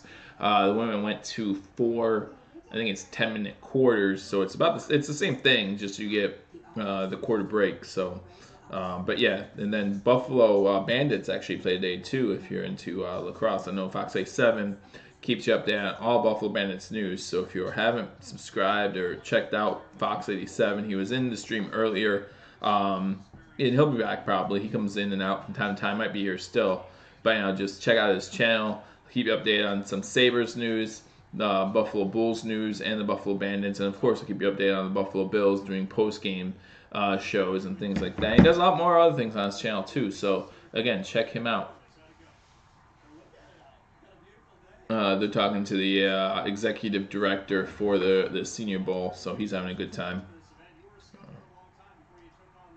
Just don't know.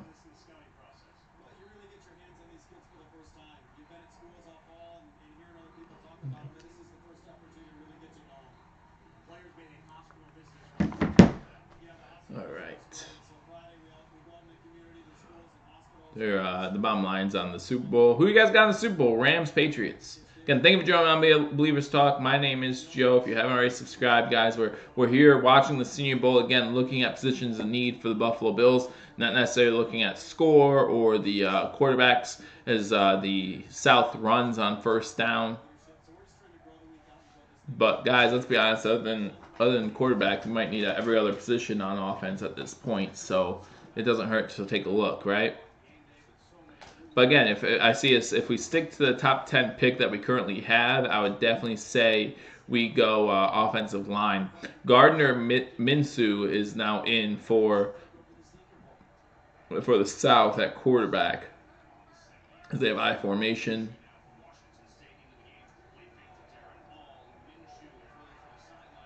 Minshew threw his ball to the sideline. Looks like it was caught. And the flag looks like it's going to be on the north anyway, so.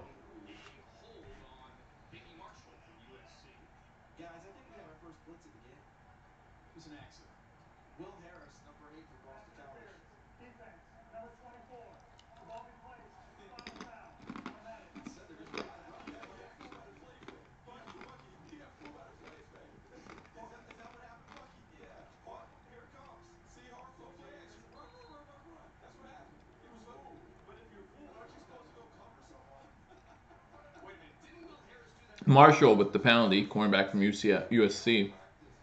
Offside I formation, one running back to the top of the screen, one to the bottom.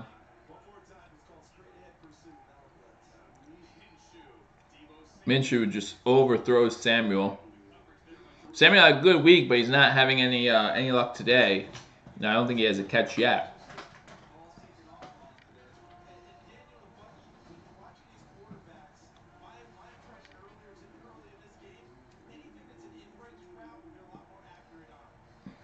Brown with the coverage, cornerback.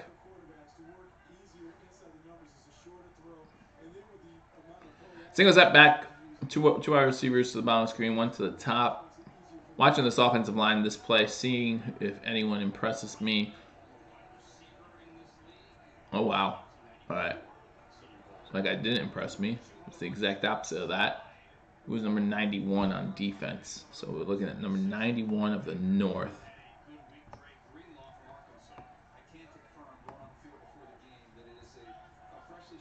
Because he just blew by his guy. The guy he was LJ Collier from TCU. I mean, is the guy defending him? I had to hold him. I'm surprised there wasn't a holding call on the play. Definitely one missed there. So again, I'm just watching the offensive defensive line here. Not really watching the score or the quarterback play. Minshew with an incomplete pass on third down, so it's going to be 4th and 10, 6:20 to go. No quarterback's really impressing so far. I mean, I haven't seen anything impressive out of anybody as far as the skill positions go. Again, the defensive tackles have impressed me a little bit. Talking about both Saunders and Gaines. Gaines from Washington. Saunders, I believe, from I forget. Western Illinois. So they're punting the ball away here. 6:17 to go in the first half. The punt takes a good bounce inside the 5 to about the 2.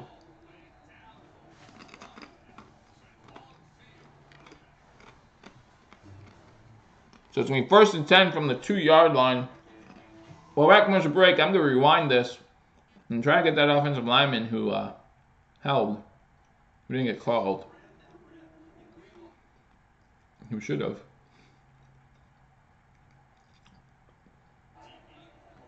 Who was that?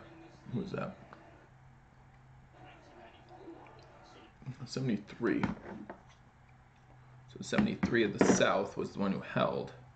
And again, I'm keeping notes of all this, guys, because I will be, that's Max Sharpen. Because I will be doing videos on the draft picks and who I think the Bills should get. And I'm keeping track of all this kind of stuff, guys. So, again, thank you for joining me on Believers Talk. My name is Joe. I keep you updated on all Buffalo sports news, watching the Senior Bowl as we speak. Thank you guys for joining me on this Saturday. Debo has been open. Yeah, you're right. No, Nick, you're right. Debo has been open. He's just been overthrown a few times. At the end of the first quarter, he actually was one-on-one, and he was open and just got overthrown. So Debo had a great week. I don't think he has anything to be upset about this week. I mean, obviously, he would love to get a couple catches in this game, be able to show off his skill after catching the ball, too. But the thing about the week is we're not there all week. This is the only thing we get to see. The scouts for these teams, they're there all week, so they'll see everything. And things they don't see, they have on film, so they'll watch it later. Right? I mean, that's the truth. I hope the Rams win so I can go to work the next day and all the Patriots fans I work with. Well, it's hard to rub anything in the face of a Patriots fan. Like, it is. Like, they easily have a comeback of how many Super Bowls do we have, and we shut up, right? Ooh, oysters. Anybody in here an oyster fan? I'm not. I'm a Twizzler fan. Twizzlers. Yeah. If any of you go out and buy Twizzlers now, let me know. I'll go out and get at Twizzlers and tell them I want royalty. Just McSorley still in the game. 4 for 8 so far for 51 yards. Just as jumping behind a lot of the receivers so far.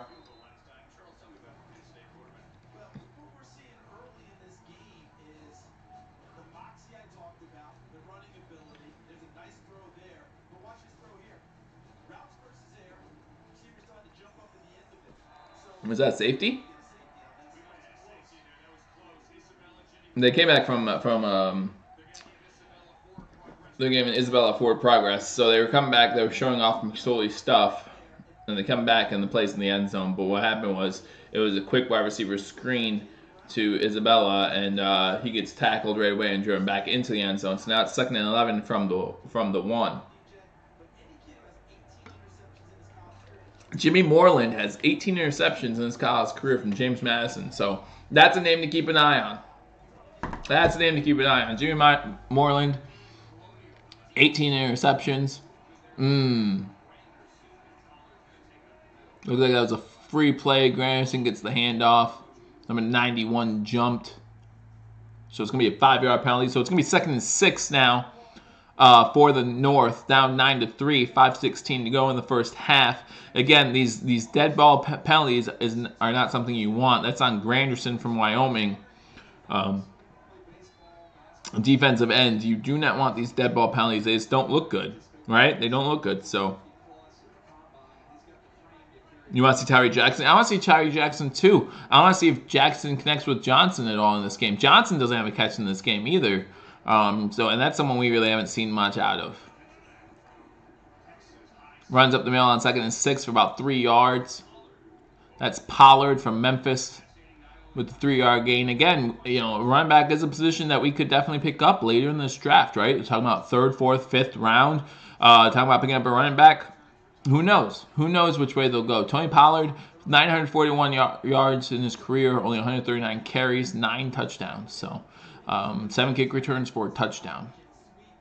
So he'd be more of a return guy. Shotgun formation. Pollard to his right. 2 wide receivers top of the screen. 1 to the bottom. McSorley pump fakes. Throws off his back foot. And number 89 cannot make the catch. That's Sweeney from Boston College. There's a flag down. However, it looks like it will be against the South, which will give the North a first down. 4:16 to go in the first half. Holding on the defense. number 25. So it's going to be a first down. Holding on defense, automatic first down, 5 yards. So it's going to be 1st and 10 for the North. Again, McSorley throwing off his back foot. Definitely could tell it was a weaker throw. I don't know what to think of McSorley as far as his draft status. I mean, I think he could be like a 3rd, 4th round quarterback probably. The game will be larger. So the Super Bowl will be the largest age gap between quarterbacks ever played in the Super Bowl era between Goff and Brady. Outside I formation, they do an end around to the wide receiver. Good block there.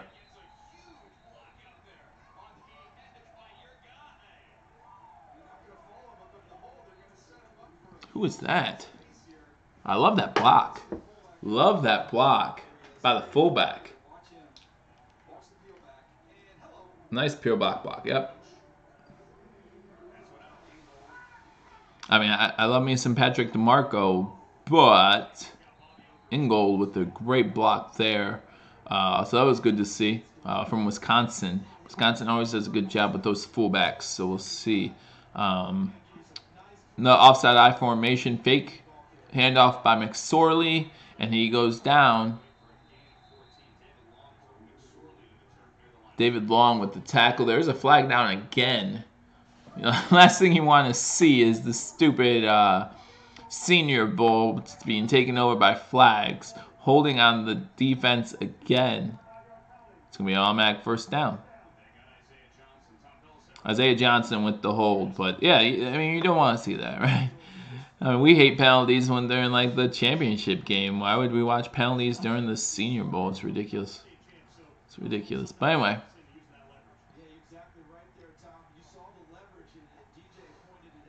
And the fullback they're talking about now is also a wrestler, which is great for Coach McDermott, who was also a wrestler in his college days. So McSorley pump fakes.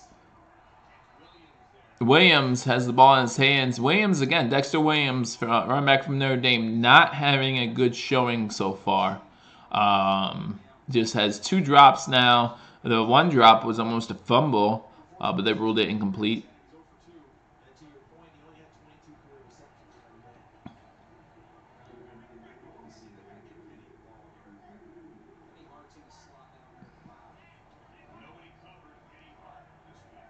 Penny Hart's in the game. He had a good week. Wide receiver. They're trying to set up a screen to Dexter Williams. Dexter Williams is able to get 8-9 yards. However, there is a flag down. Looks like this one's coming back for a block in the back. 3:15 to go in the first half. But again, now we're getting a whole bunch of flags here. So yeah, that is on the offense. 66 here. Watch to see if I can see it. Oh, he's holding.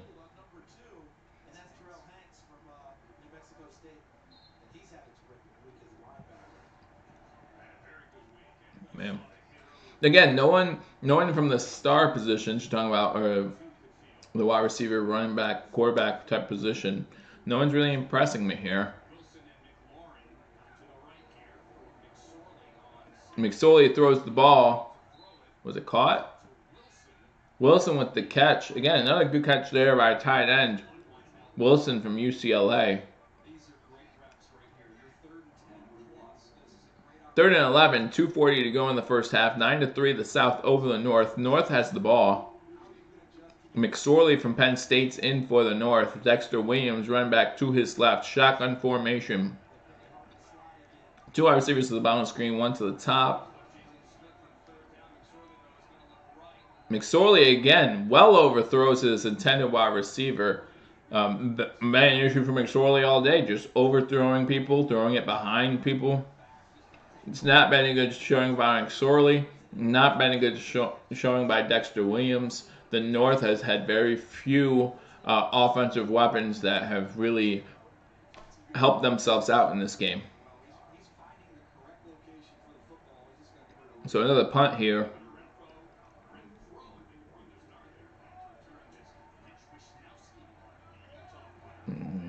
Line drive punt. Takes good bounce for the North. Is picked up by the South. He got some room to run. A good block there. Who made that block? I'm definitely going to rewind this and see that block because they're probably not going to talk about it. And it's going to go commercial break. And then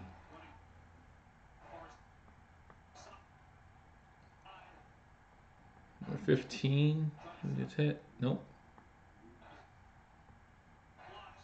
There it is, right there. Number 2. Number 2 there. It's a really good block. At New Mexico State.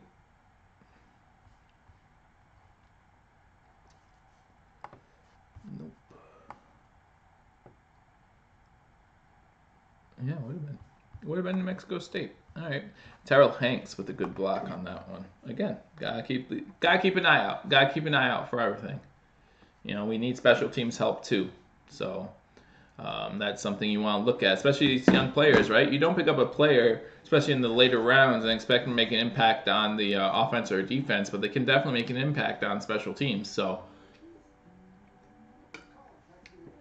And I'm guessing for a lot of those players on special teams, they're saying, hey, if I'm drafted because of my special teams play, I'm happy about that. If you're between not getting drafted or getting drafted in the 6th round, and you get drafted in the 5th round because of your special teams play and how you might be able to, that's a pay jump. So that's something you'd be happy about. Anyway, guys, thank you for joining me on Believers Talk. My name is Joe. We're getting ready for halftime here. We'll go over some stats at the half. But there's not too many stats to talk about. Not too many stats to talk about. Again, been impressed mostly with the line. Mostly the defensive line for both teams have been playing really well. A couple names to look at. Defensive tackle for the South, who's really looked good to me, is Dontavius Russell from Auburn. Made a couple of good plays. Go over to the north side, and I've talked about these guys a couple times, but I don't mind talking about them again. You're talking about Saunders, Colleen. I don't want to mispronounce his name, but Colleen Saunders, Western Illinois, and then Greg Gaines from Washington. 3 defensive tackles who I thought played pretty well. And if you ask me who my favorite players have been so far in this game, that's what I tell you they'd be. But again, we need to look for offensive line help as the South gets the ball. 1st and 10 at the 30 after a punt return. Lone set back, fake handoff. Throws a duck that's almost intercepted and almost caught at the same time. Who's that? Number 16 is the quarterback from Washington. There was a duck. 2-minute warning here in the second quarter. 9-3. Another commercial break. But again, none of these quarterbacks have been impressing me at all. Yeah, McSorley looks pretty bad actually. Dexter Williams from Notre Dame. He doesn't look very good either. Sweat, of course, has looked really good too. Defensive end. So there's a couple names out there that we need to keep an eye on, but for the most part, nothing really impressive in a 9-3 game. Nothing like last year's game where you had a showcase of quarterbacks, right? I mean, you really did. You talk about Baker Mayfield, talk about Josh Allen, talk about Josh Rosen. All of them played last year, and they all played great. So you look at this year, you don't have that star power, and it's showing. It's definitely showing here with 2 minutes to go in the first half and a score of 9-3. But again, thank you guys for joining me. McSorley is not helping his draft stock. Not at all. Not at all. Not bad QB. Yeah, he's not bad QB, but is he good enough to be an NFL QB? I don't know. What? Didn't we have a Penn State quarterback drafted by the Jets in the 2nd round just a few years ago? Help me out, guys. And he hasn't seen the field. He hasn't seen the light of day. He should have been a second round pick at all, but he was. I believe his name began with an H. You guys will know. Help me out.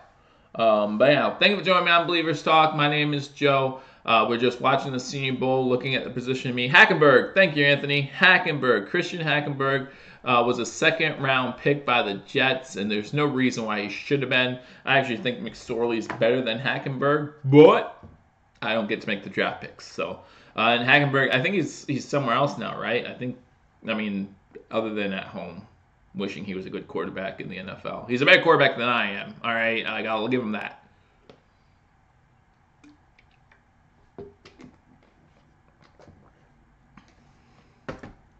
Oakland, okay, yeah, sounds like something that Gruden would do. So now they're showing the practice with these quarterbacks because in practice they look good. Well, they don't look good today. They really just don't look good today. So we'll see what happens here. Right now they're talking to Will Grier, who probably has played the best so far, the quarterbacks. But we get to see Tyree Jackson here soon. So that'll be fun. Maybe he'll start the second half.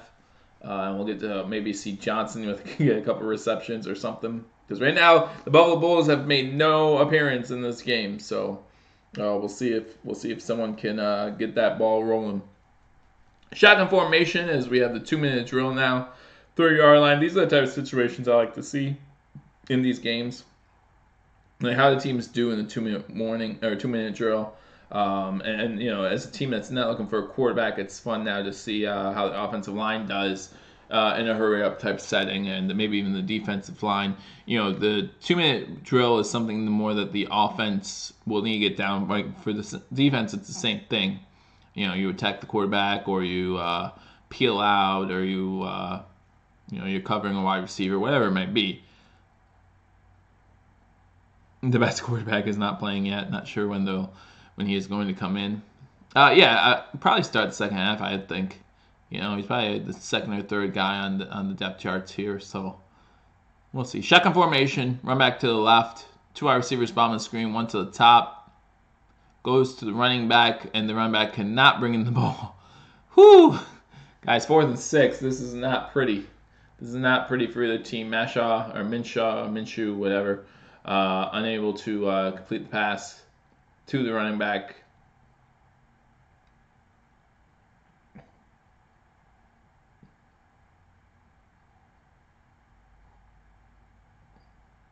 So they're going to punt it. 1:49 to go here in the first half. 9-3, South over the North. And the North is going to get the ball with a little time. And 2 timeouts still as well. So fair catch at the 25-yard line. So the North will get the ball 1st and 10 at the 25. So we know that. So here comes Jones, Duke quarterback, coming into the game finally. So here's someone that people might have their eye on. Daniel Jones, quarterback from Duke, is going to start and play this drive before the halftime. So we'll see how he does. Daniel Jones is potentially a first-round draft pick, potentially a top 10 draft pick, depending on how he does here, combine. So we actually want him to do well because him being up there will means another player drops to us. So shotgun formation on 1st down. Throws the ball to the tight end, number 87 from UCLA. Called his name a couple times today, Wilson.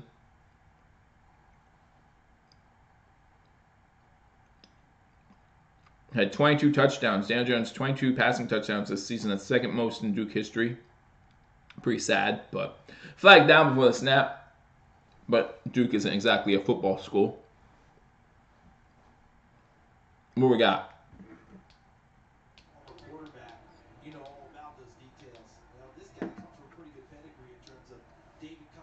I don't know what we got. They're not saying what we have as a penalty. Probably a false start, but I know who it's on.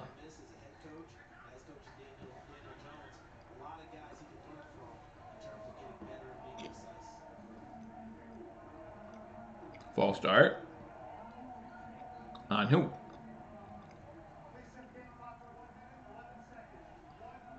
Ten-second penalty.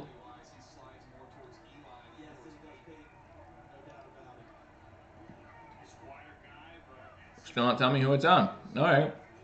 Well, the scouts know. 2 wide receivers stop the screen, 1 to the bottom, 1:10 to go in the first half. Shotgun formation for Jones. Pocket collapses.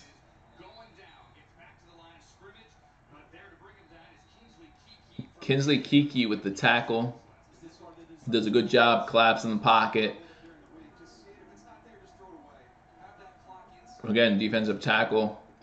Lindstrom was the one who got beat their offensive guard. So 58 seconds to go. South calls a timeout. They have 1 timeout left. It's going to be 3rd and 7. Again, guys, thank you for joining me on Believers Talk. At halftime, we'll talk a little bit about some of these guys. Again, not much as far as stats go. They're going over the draft here. We have the 9th overall pick, of course. But a lot of people think we're going to trade down, especially me. Anthony thinks Daniel Jones is the best quarterback. I thought you were talking about Tyree Jackson. I thought you were crazy, but yeah, he's definitely the best quarterback in this draft so far, I think. But we'll see. We want to see all these quarterbacks do well. It's a shame. We wanted to see them all just light it up. And this is going to be another false start. Yeah, these pre-snap penalties tell you a little bit.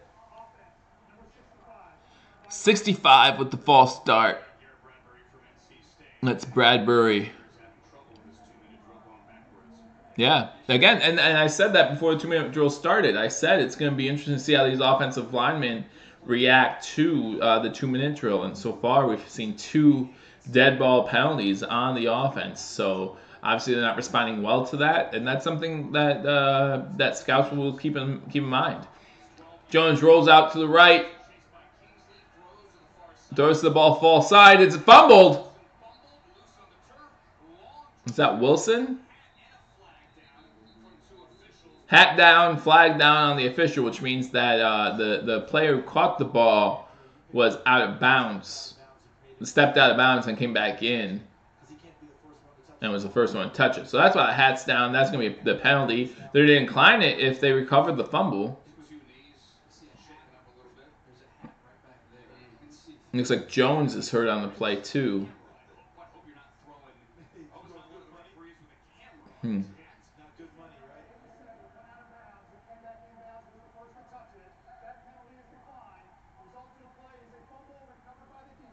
Defense recovers the fumble, so it's going to be a first down for the South. So I'm going to see this play again, see who created the fumble, see who fumbled it. Was it Wilson? Yeah, that's Wilson who fumbles the ball. So Wilson's a name we call a few times, and he fumbles it here, so that's not good for him. Number 95 from UCLA. No, not UCLA.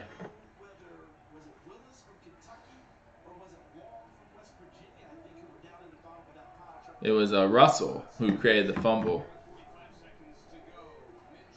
So way not to give up on the play.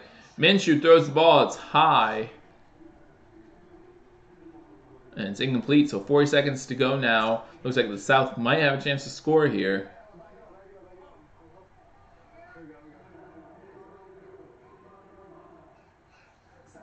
Not a good first half for many of these players. Some dead ball penalties. Some dumb dead ball penalties.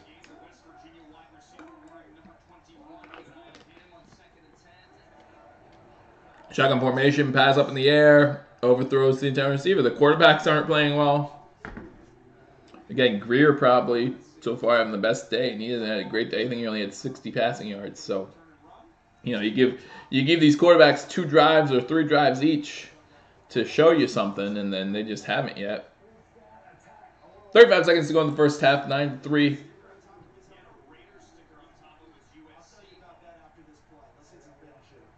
Two wide receivers about on the screen, one to the top. South does 1 timeout at the 25-yard line going in.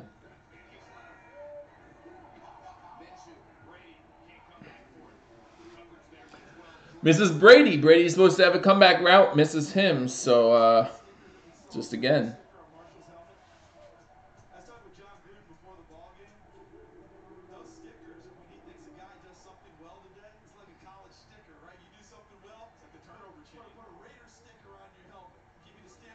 Well, 31 seconds to go in the first half. Yeah, Daniel Jones, they're kicking a field goal here on 4th and 10, 43 yards. This is the same guy who missed the extra point, so we'll see how he does. The extra point did get tipped, so. 12-3, because the field goal is up, and the field goal is good. So, 27 seconds left to go in the first half. The fumble by Wilson does turn into points. You got a field goal on the other side, making it 12-3 South over North. Not like last year, that's for sure. Not like last year at all. But again, thank you for joining me on Believers Talk. My name is Joe. If you are new to the channel, we keep you updated on all Buffalo sports. Obviously, the Buffalo Bills being the main focus. You got the Sabres, you got the Bulls. We'll keep you updated on them as well. The Sabres haven't played in almost 2 weeks now. During the All-Star break, had a whole week off. So we needed it, though. We needed it. Currently the 9th seed in the East. You need to get a few more points on some of these teams to make a difference. So throws it deep. Daniel Jones underthrows the intended receiver. It's incomplete, so it's going to be 2nd and 10, 21 seconds to go in the first half. So again, North has 2 timeouts. Miles will try to get some points on the board. 21 seconds to go. Play this series like you're down 3, 21 seconds left to go in the game if you're Daniel Jones, because you know you're not going to be in the game in the 4th quarter. So what do you do? What do you do, right? Shotgun formation, Daniel Jones, 2 wide receivers on the screen, 1 to the top. They run an H-back delay. Hate the H-back delay. Higdon with the carry for about 4 or 5 yards. That's going to take us to halftime here. 7, 6, 5. Stop acting like you're going to snap the ball. You're not. You're not, yeah. Taking it at half with the score 12-3 South over the North. So we'll go back into the 3rd quarter. As what's been a very disappointing first half if you're an offensive player, really. I mean, again, a couple dead ball penalties on the offensive line for both teams. You talk about some the fumble by Wilson. Wilson's name has been called a couple times in this game, and he was looking pretty good, and then he fumbles that ball there, and all of a sudden it's looking a little different, you know what I mean? So Nick Foles and Joe Flacco's trades value might go up after this. Yeah, absolutely.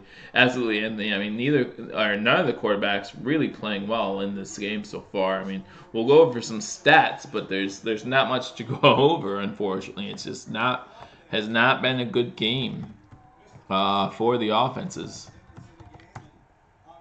Talking to John Gruden right now.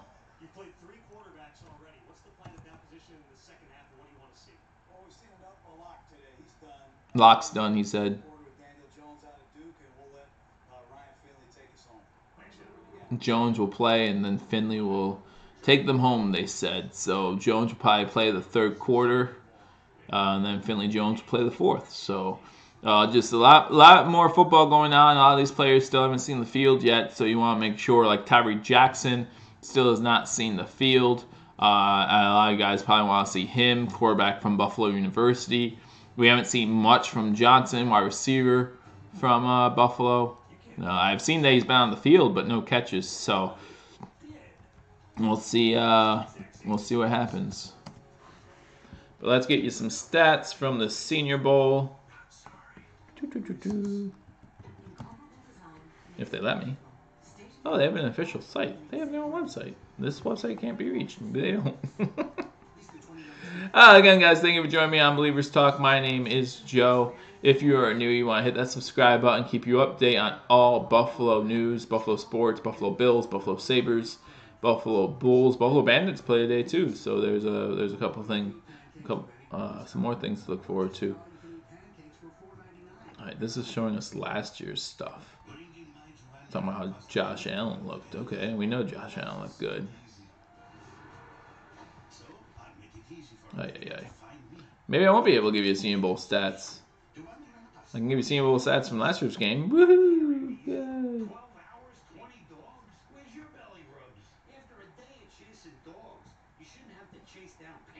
Interesting. Again, I get weird notifications from time to time. I don't know if anyone else gets that. North-South game summary. You know, let me go here. See what happens. Do you guys know where I can go to get stats for this game? Anthony, you're the one talking right now, so I appreciate that. But I appreciate all of you joining me on Believers Talk, guys.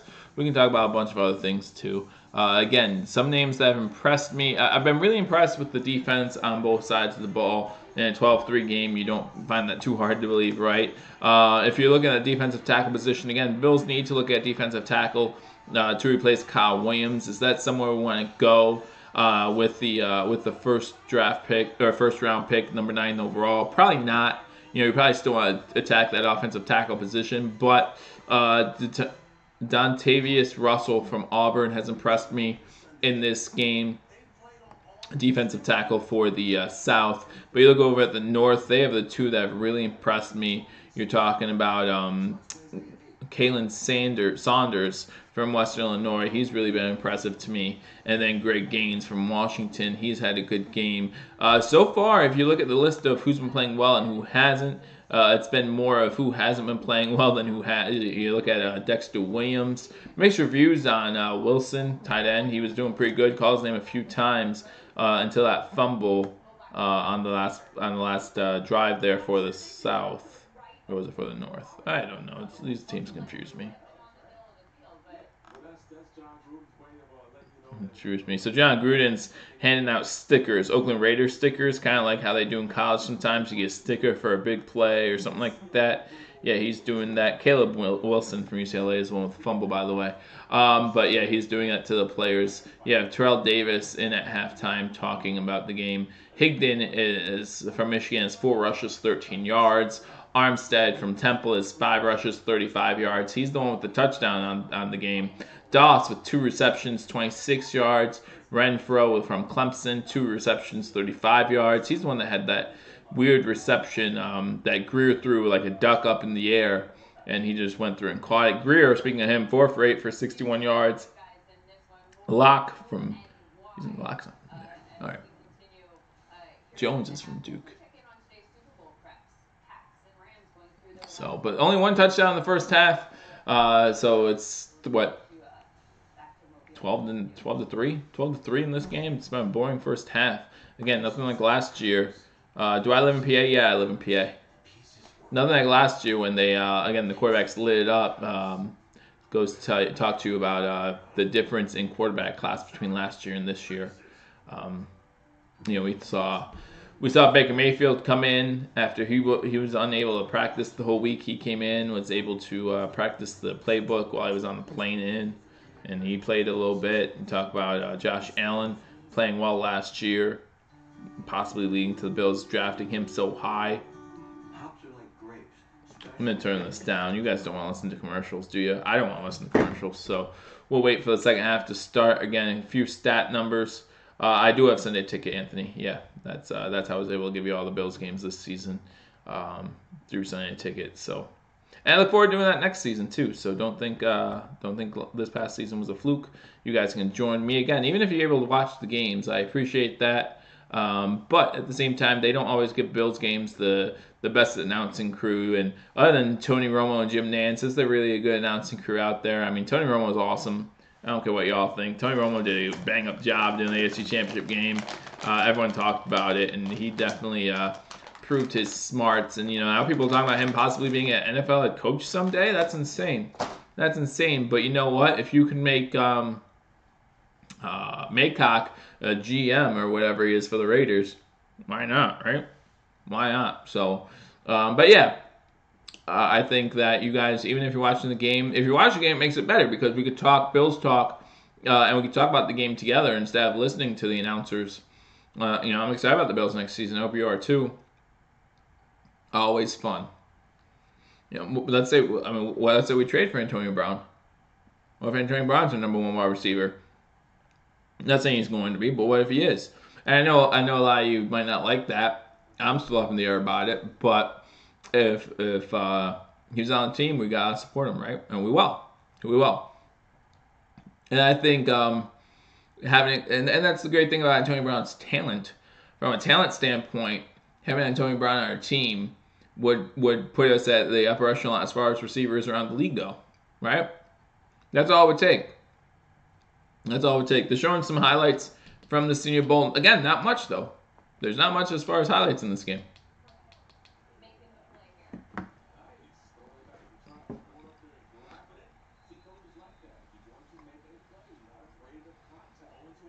You gotta make a play. Who's that?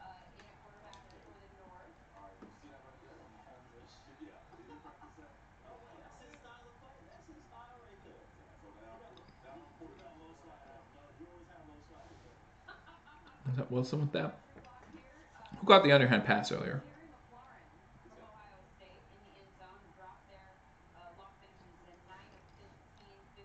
Say McLaurin would have had a drop in the end zone. Who is that?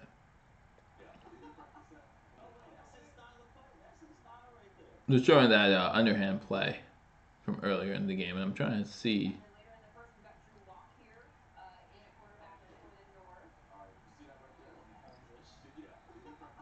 I think that was Wilson on that catch. But again, Wilson, tight end from UCLA. We've said his name a couple times, but then the fumble towards the end of the half kind of hurt his stock a little bit. Gotta hold on to the ball. No, that was Tommy Sweeney. That's right, that was Tommy Sweeney. But again, tight end class huge. That's gotta suck. Nah, it doesn't. Not even a little bit. It's fun. It's fun. Last year we made the playoffs. It was such a great feeling. Such a great feeling. You know, I often say that in order to feel the highest of highs, you gotta go through the lowest of lows.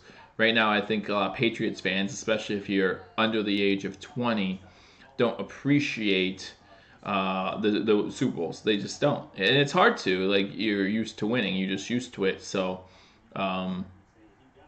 one day they'll be as awful as they were in the early 90s again, and you know, these young kids won't remember that.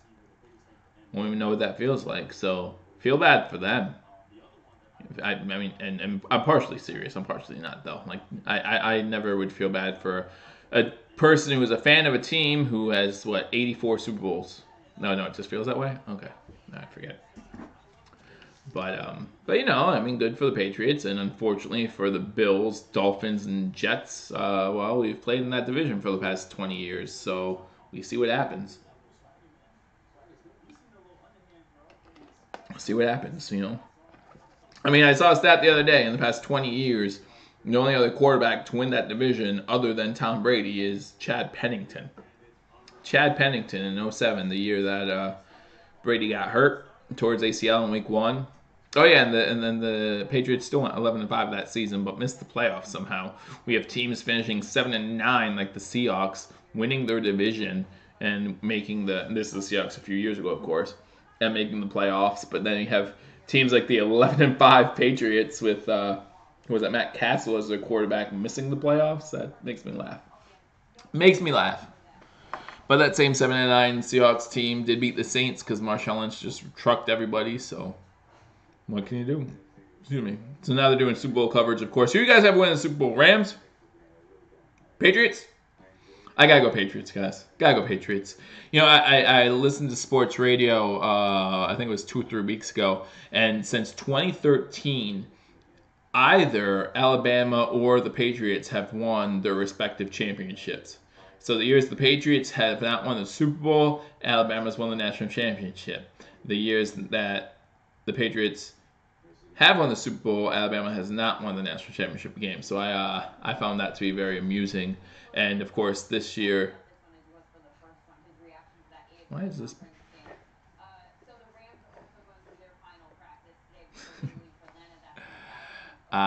Yeah.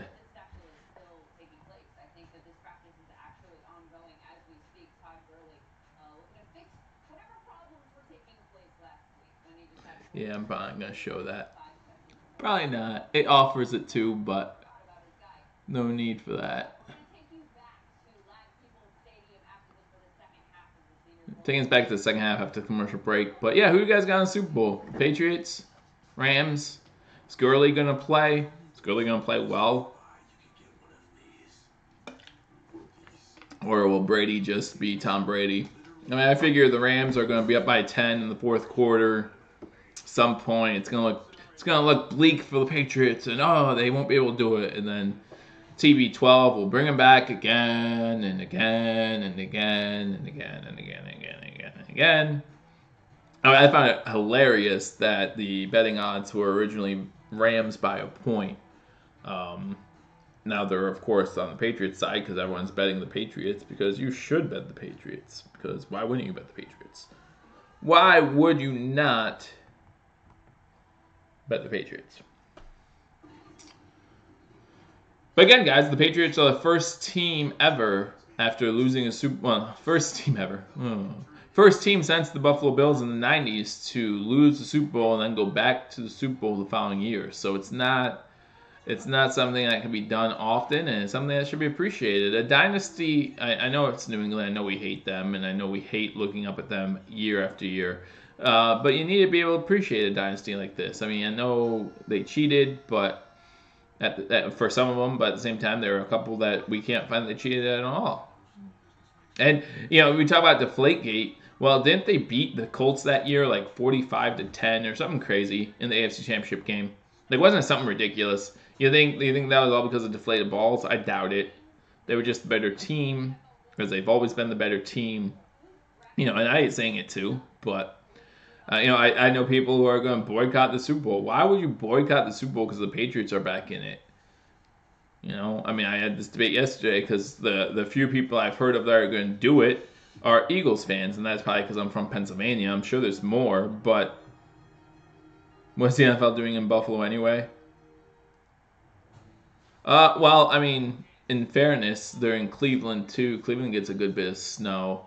They're in Minnesota. Minnesota actually had a dome collapse because of all the snow that they get. New Orleans had a hurricane that they had to cancel games for. We've had to play games early in the week in Miami because of hurricanes and Tampa Bay. So why do we have them anywhere then, right? We had to cancel the game in Mexico City because their stadiums are crap and they don't have a team and they shouldn't. We tried putting Buffalo, well, the NFL tried putting Buffalo in Toronto. That didn't work. So, if that's the argument, they get a lot of snow or the weather's bad or whatever you want to say, then there are a few cities that you can make that argument for, right? I mean, go back to, search Pittsburgh versus Miami Hurricane game. I'm sure you can see a lot of stuff. Oh yeah, I know, I do too. Listen, Jesus Marley, I appreciate you coming on. Don't think I'm making fun of you or nothing. I'm not. I don't mean to bash you or nothing. I appreciate you being on the show and appreciate the comments. Other than the fake Bill song you tried to post, I won't be posting that. I held that one for review. I was like, I've never seen that before. Why you want it for review? And then I read some of it and I was like, okay, now I see. But no, I appreciate you being on the show. We're getting ready for the second half of the Senior Bowl. Again, thank you for joining me. My name is Joe. We're getting ready for the second half. Not a lot of things to discuss over that first half. The game is 12-3. You had a touchdown in that game. However, the missed extra point made it 6-0 on the first drive for the South. Ever since then, it's been field goal to make it 12-3. The best I could say for the offensive weapons, I'd probably talk about Wilson from UCLA. Tight end played pretty well. But then towards the end of the half, a version of the Bill song. Then at the end of the half,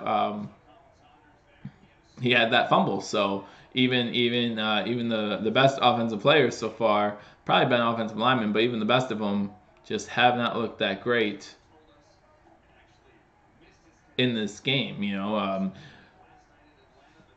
It was Samuel, I think, had a good week at wide receiver, right? Deebo Samuel had a good week of practice, and as one of the commenters commented earlier, he's getting open. Just these quarterbacks are not hitting him. These quarterbacks are not looking good. You're talking about Greer, McSorley hasn't looked that good. Jones from Duke just came in for one drive. He hasn't looked great, but he only had one series so far, so we'll see how he does here in the second half.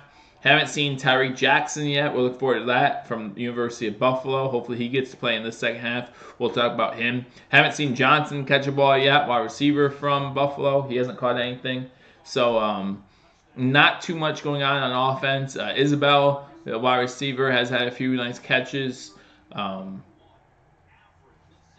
That's about it. Sweeney from tight end from Boston College. He's looked all right at times as well. Kick is in the air, and we're on the way. Again, guys, there's only 2 kickoffs in this game. One to start the first half, one to start the second half. That's it. So, second kickoff of this game goes, take it out of the end zone, and you get nowhere. You get to the 15-yard line. So, but again, last thing you want to do, is take a knee in the end zone during the Senior Bowl, right? You have nothing to lose unless you fumble the ball, so don't do that. But Tony Pollard with the return gets to the 15-yard line. So that's where the North is going to start with the ball. 1st and 10. Again, guys, we will be watching this game, but again, score doesn't really matter, right? This is just the best on best of the college games. So Jones in there, but we're watching a bunch of things. We got offside I formation on first down.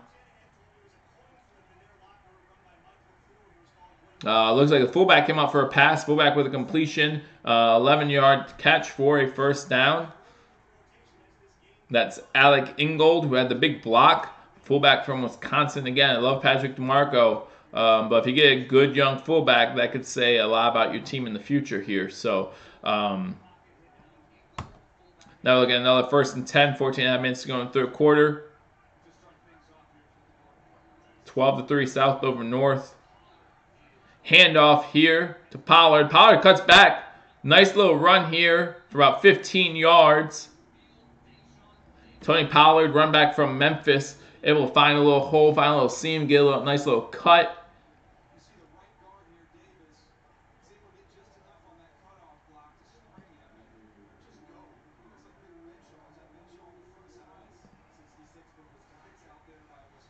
So Pollard with a nice run there. So it's going to bring up a first down again.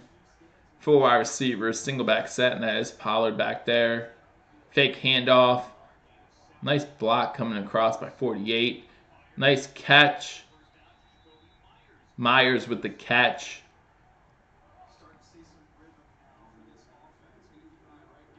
Yeah, number 88. I think that's Sweeney again with a nice block coming across the field. No, I'm sorry, that's Drew Sample from Washington. The nice block coming across from the left to the right. Picking up the defender to make that play possible. 2 wide receivers bottom screen, one to the top. Fakes the handoff. Jones throwing it. Sample with the catch. I just talked about Sample there with the nice block. Sample with a nice catch as the ball is underthrown. He stops and makes the catch at the 25-yard line. So that's a name we want to keep an eye on. Drew Sample from Washington, tight end. Nice way to adjust to the ball. Gets the ball to about the 22-yard line. So good catch there. Be interesting to keep. I might get some film on him. I'm going to write his name down. Again, thank you for watching Unbelievers Talk. My name is Joe. They're going to run it with Pollard on this one. Tackled at the line of scrimmage. Looks like he got his hands up high. Who is that? 95 from Auburn. They're not throwing a flag on Russell. Again, I talked a little about Dontavius Russell before, how much I liked him in the first half. Nice tackle there on Pollard.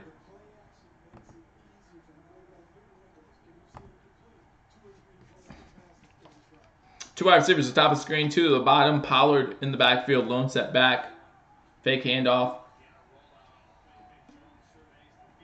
Rolls out, and Jones almost throws an interception. That one should have been an interception. Wow. You have to catch the ball. Even if you're a cornerback in that situation, you got to catch the ball. It says a lot about you if you can get an interception in this game. But yeah, Jones overthrows his intended target. And that ball hits him right in the breadbasket. Number 21 needs to make that interception. So it's a 3rd and 9 now, 11:45 to go in the third quarter. North throws the ball. Jones is 5 for 7 for 59 yards. 2 wide receivers top of the screen, 2 to the bottom. Mill, ball is caught inside the 10-yard line, so it's going to be 1st and goal now. Smith with the catch from Louisville.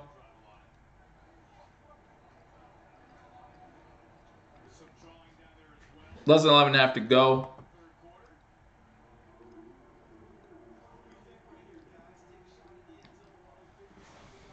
7-play, 75-yard drive so far. I'm going to watch the offensive and defensive line on this one. Shotgun formation.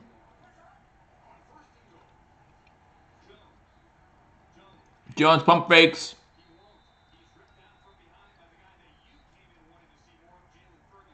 Jalen Ferguson with the tackle, or sack, I should say. Defensive end.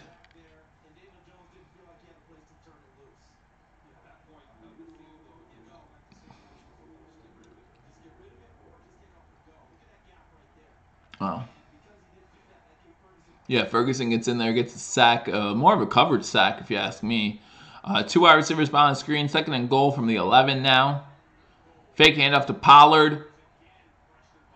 Ferguson gets in there quickly after the sack. Ferguson forces a quick throw, and it's incomplete, so it's going to be third and goal. So Ferguson does a great job there. I don't know who was supposed to pick up Ferguson, but he just had a beat on the quarterback there. That's the second straight hit by Ferguson on the quarterback.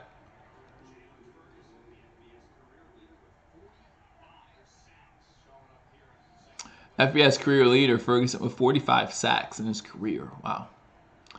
Three wide receivers, two to the bottom of the screen, one to the top. Again, watching on the line here, seeing who, if anyone, gets pressure. Wow. So it's going to be pass interference on number 6 of the defense. Going to make it first and goal at the 1. That's on Yasin from Temple. So it's going to be first and goal at the 1. So they're just going to give him a touchdown.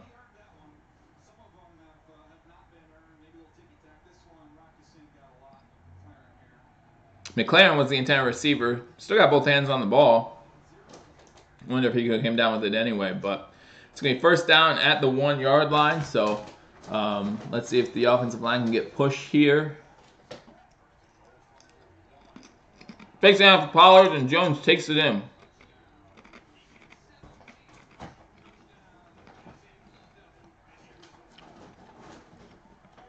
Jones with the touchdown makes it 12-9. South still leading the North. 10-20 to go in the third quarter.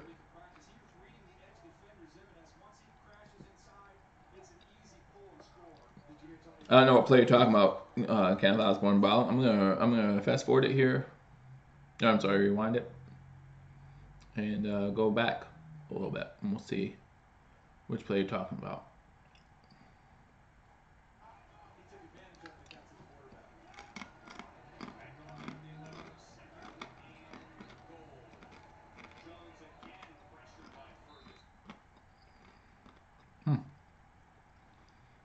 Talking about the Ferguson sack, right? No, you said trying to force it, so. Are you talking about this Ferguson sack? That's where I'm at now. They did have his tight end coming across the middle of the screen, who did appear to be open. Nope. Yeah, I'm going to go back to live, but I couldn't find the play unless you were talking about the Ferguson play, where Ferguson got the sack. Again, guys, thank you for joining me on Believers Talk. My name is Joe. The extra point was good, so it's 12-10 as we're at commercial break. South over the North. South's going to get the ball. Maybe we'll get to see Tyreek Jackson now. Oh, the one pass that was almost intercepted. Okay.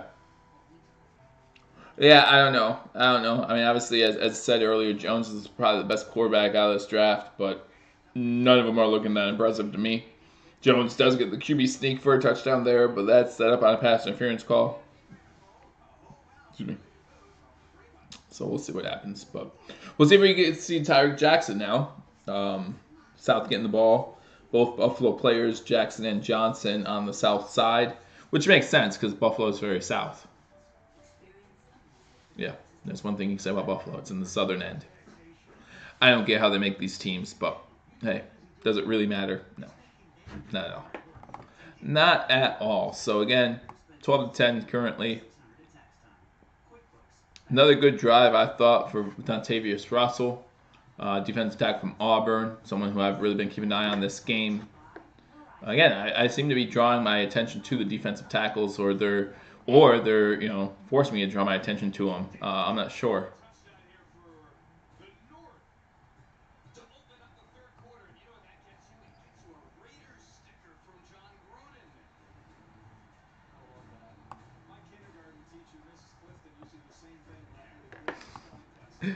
Oh, that's funny. John Gruden's giving those stickers, those Raider stickers on your helmet, and the announcer just said, my kindergarten teacher or first grade teacher used to give them to me. Like, yeah, there you go. Jarrett Stidham is actually the quarterback in from Auburn. So still no Tyreek Jackson. I formation to start this one.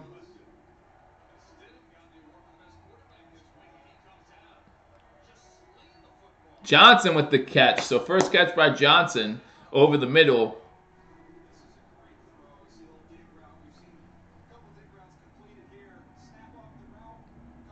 Yeah, nice throw, nice catch. Johnson showing off his hands a little bit there. Good job. How much would you guys want to see Anthony Johnson on this team, on the Bills, right? How much would you like to see that? I would like to see it as long as he played well. Offside I formation on first down, second play. Looks like there was a miscommunication between Johnson and Stidham on that one. Oh no, there was a flag, so it doesn't matter. That play never happened. Offsides, or I'm sorry, false start on number 60. Again, these, you know, if you're a player looking to be drafted, last thing you want to do is commit these stupid dead ball penalties, these false starts and all that. You know, we talked earlier about the guy from Texas. Let me get his name real quick. He had 3 penalties in the first quarter, and you felt bad for him, but 2 of them were pass interference call. Chris Boyd, you know, had 3 penalties early in the game, and you felt bad for him, but at least they were live ball fouls. You know, he was fighting for the ball, fighting for position. First and 15 now, rolls to the right.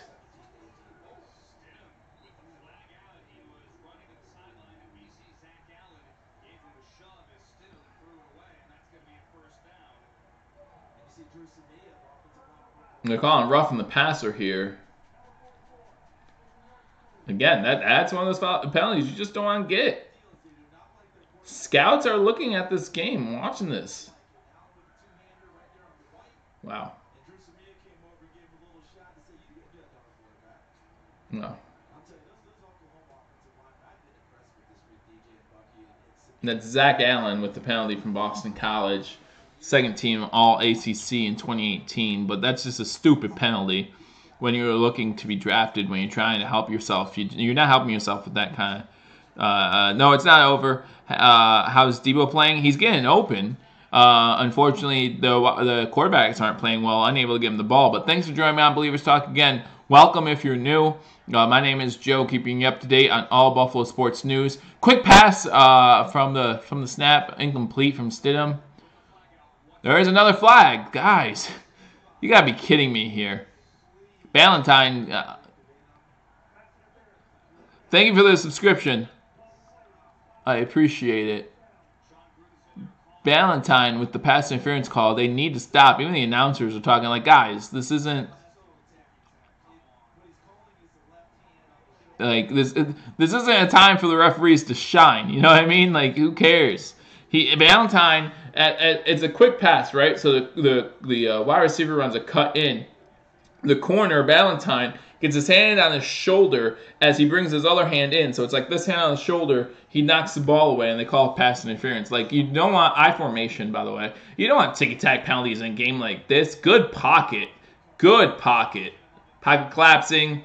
Fumble by the quarterback. That's all a coverage sack. Coney with the recovery from Notre Dame.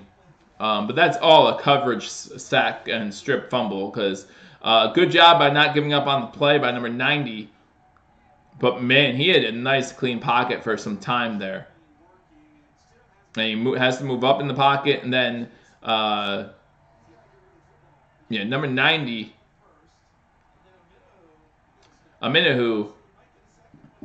Charles Omenihu with a great way to work himself around there, fighting off his block after a while and causing the strip sack fumble, and then the North to recover that to make it 12-10 still, but now they got good field position here. So again, guys, live Buffalo Bills games. We're here for the play-by-play and reaction. Offside formation, 44-yard line. They're doing a flea flicker here. Dexter Williams back to Jones. Jones throwing it up, and it's caught by McLaurin. McLaurin's first catch of the day, if I recall. Gets him inside the 20-yard line. So trickery by John Gruden here. I think it's John Gruden. It's either John Gruden and Kyle Shanahan. I forget who's coaching who at this point. But good job. T-Man Coney, my boy. Jesus loves Notre Dame. I'm actually a Notre Dame fan. Upset to see Dexter Williams has not played well in this game. As they fake the handoff to him there. Isabella breaking some tackles and getting in the end zone. What a great play by Isabella. It was a wide receiver screen Went straight out to Isabella. Isabella broke a couple tackles to get in the end zone. So it's now 16-12 North over the South. So good job there. 8:10 to go in the third quarter.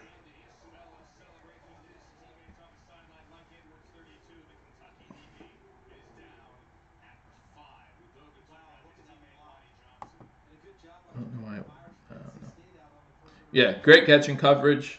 Where can I watch this? I'm watching it on NFL Network. I don't know if you have NFL Network, but that's where you can watch it. So if you don't have NFL Network, I'm not sure where you can stream it or if you can stream it or anything like that. But yeah, Andy and Isabella with a great catch there and a great run after the catch. But again, guys, thank you for watching. North just grabbed a touchdown to take the lead, 16-12 on Isabella, 17-yard catch and run. Again, breaking tackles all the way into the end zone, so great job by him. And again, he's had a decent game so far.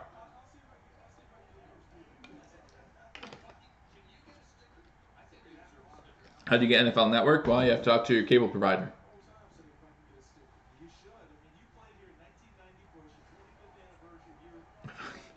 Oh, all right. I'll remember that. Jesus Marley.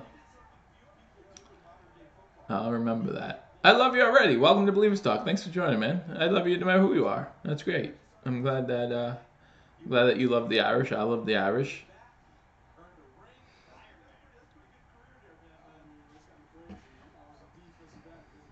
Is there a way I'm going to figure out who you are?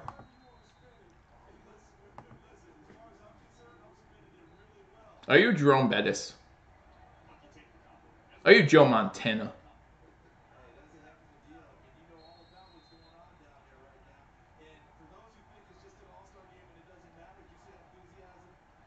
Extra point from a guy who's missed a 44-yard field goal in this one already. But has the FBS record for points, so puts extra point up and in, so it's now 17-12. Yeah, Isabella is having a decent game. If you're talking to me about offensive weapon who's had the best game, I don't know if Buffalo could use another wide receiver like Isabella, kind of shorter in stature, but running some decent routes. Showed a lot of toughness on that last play, so we'll see. We will see. Give me a second. I'm gonna find out exactly how tall he is. 5'10", 195. So you want your number one wide receiver or one of your wide receivers at least, if it's not 1-2 wide receiver, to be a little bit taller than that. But again, we've seen Steve Smith. We've seen players in the past who have been short and able to make it work. Now, commercial break, guys. Again, thank you for joining me on Believers Talk. My name is Joe. I'm just listening to myself here. Again, if you just joined me, the Buffalo Bulls women's basketball team did pull out the victory today, winning over Northern Illinois 93-64. So they're getting hot, guys. I don't know if you guys noticed or not. They're 14-4 on the season. They're on a 6-game win streak. So everyone's excited about the men's team, and you should be. But at the same time, the women's team is looking like they're getting hot at the right time.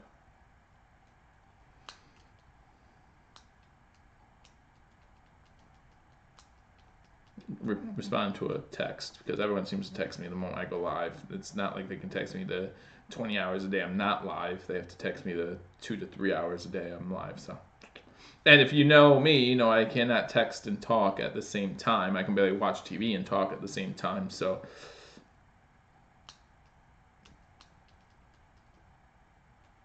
But again, thank you for joining me on Believers Talk. My name is Joe.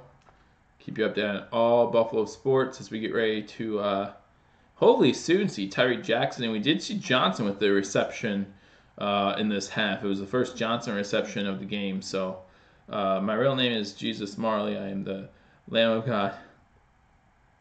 3740. Oh, cool. You're playing for the Irish. Nice. We win 4 straight national titles. I hope so. I hope so. And improve on this season, right? And this season was a great season.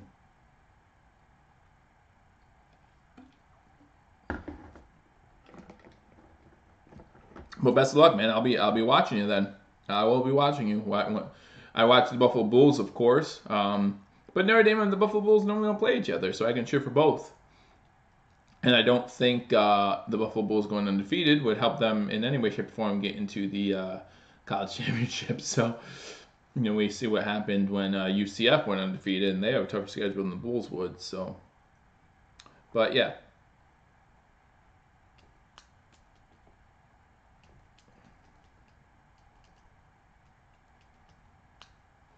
Back from commercial break. Again, getting back to some people here on text. All right, so we're back from commercial break. Again, no kickoffs other than at the start of the first half and the start of the second half. So other than that, you start with the ball first at the 25, right to the left here, and stop for a 2-yard loss. They're interviewing some guys, so they're going back and forth. But that's my guy, Jesus Marley. Thank you for joining me, man. Really appreciate it.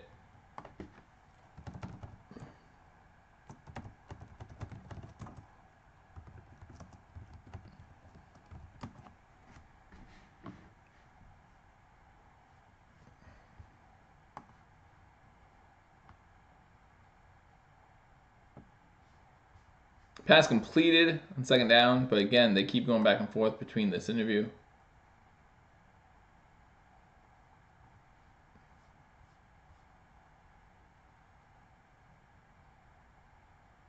Yeah.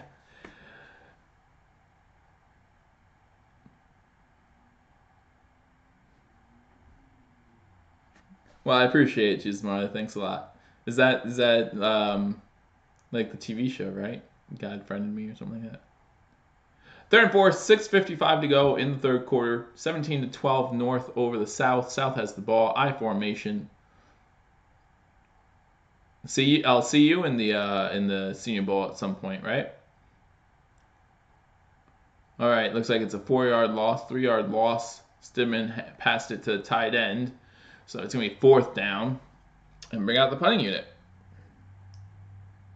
Again, none of these quarterbacks are really impressing me. 4th and 6. I mean, even the touchdowns. You talk about 2 touchdowns by the North. One was on a wide receiver screen that the wide receiver Isabella did all the work for, and the other one was a fake handoff on the goal line. And the only reason I got to goal line was on a pass interference call. So, and that was by Jones.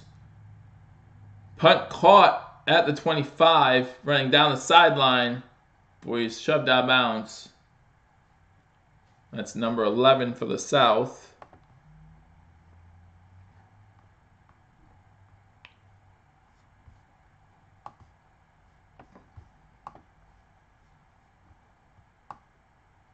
It's gonna be that might have been Brady. No, that's not gonna be Brady. That wasn't Brady. Brady plays for Marshall. That was a Marshall helmet. So maybe it was for the North. I don't know. These teams confuse me. Just confuse me. But thank you for watching Unbelievers Talk. We're currently on commercial break. Talking about the mock draft top 10 on the bottom screen here. Again, they mock draft that. What just happened?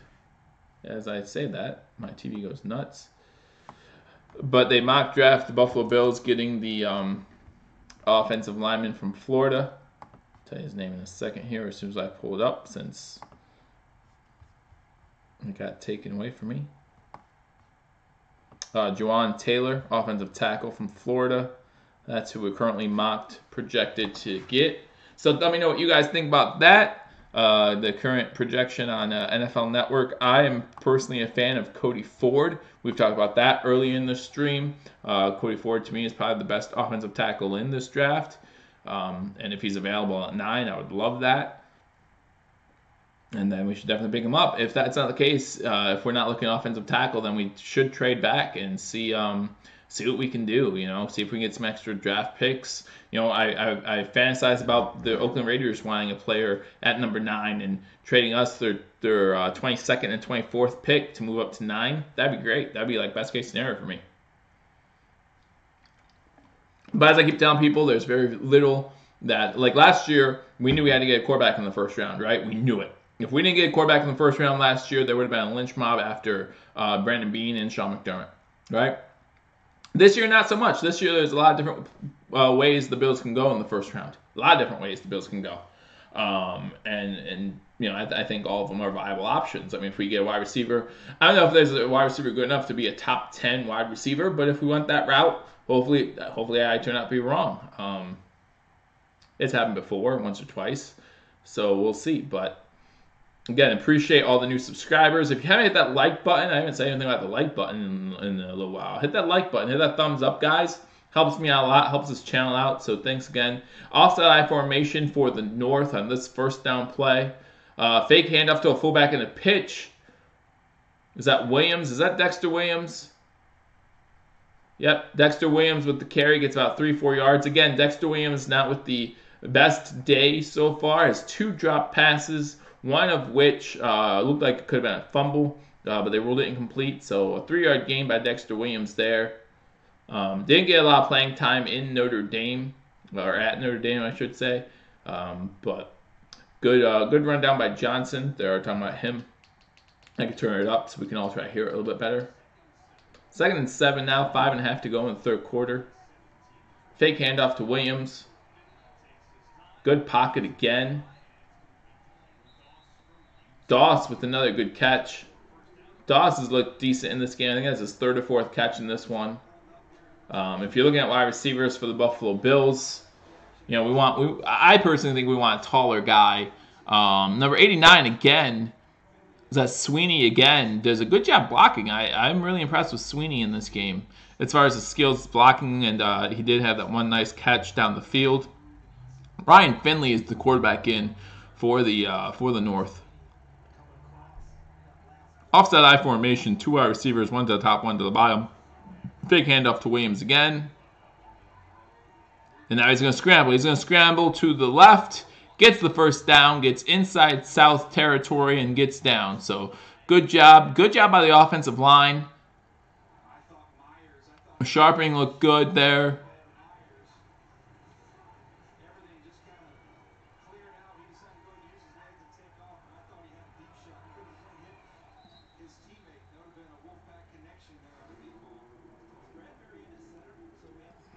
So the offensive line holds up, gets a first down.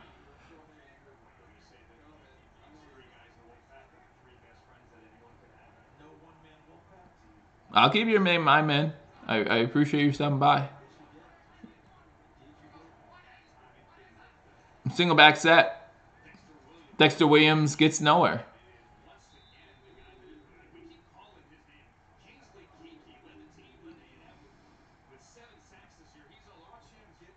Yeah, another defensive tackle. Kingsley Kuechly. From A&M. Texas A&M. A&M. What's my problem? But yeah, Kingsley Kuechly led the team with 7 tackles, defensive tackle from Texas A&M. Again, these defensive tackles are really impressing me too.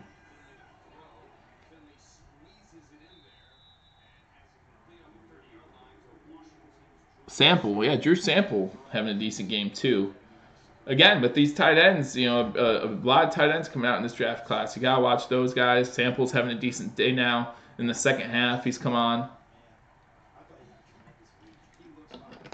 2 minutes and 40 seconds to go in the third quarter. Again, there is going to be a 2-minute warning.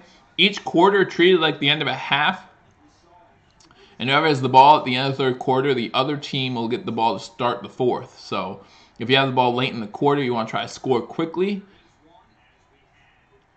Shotgun formation.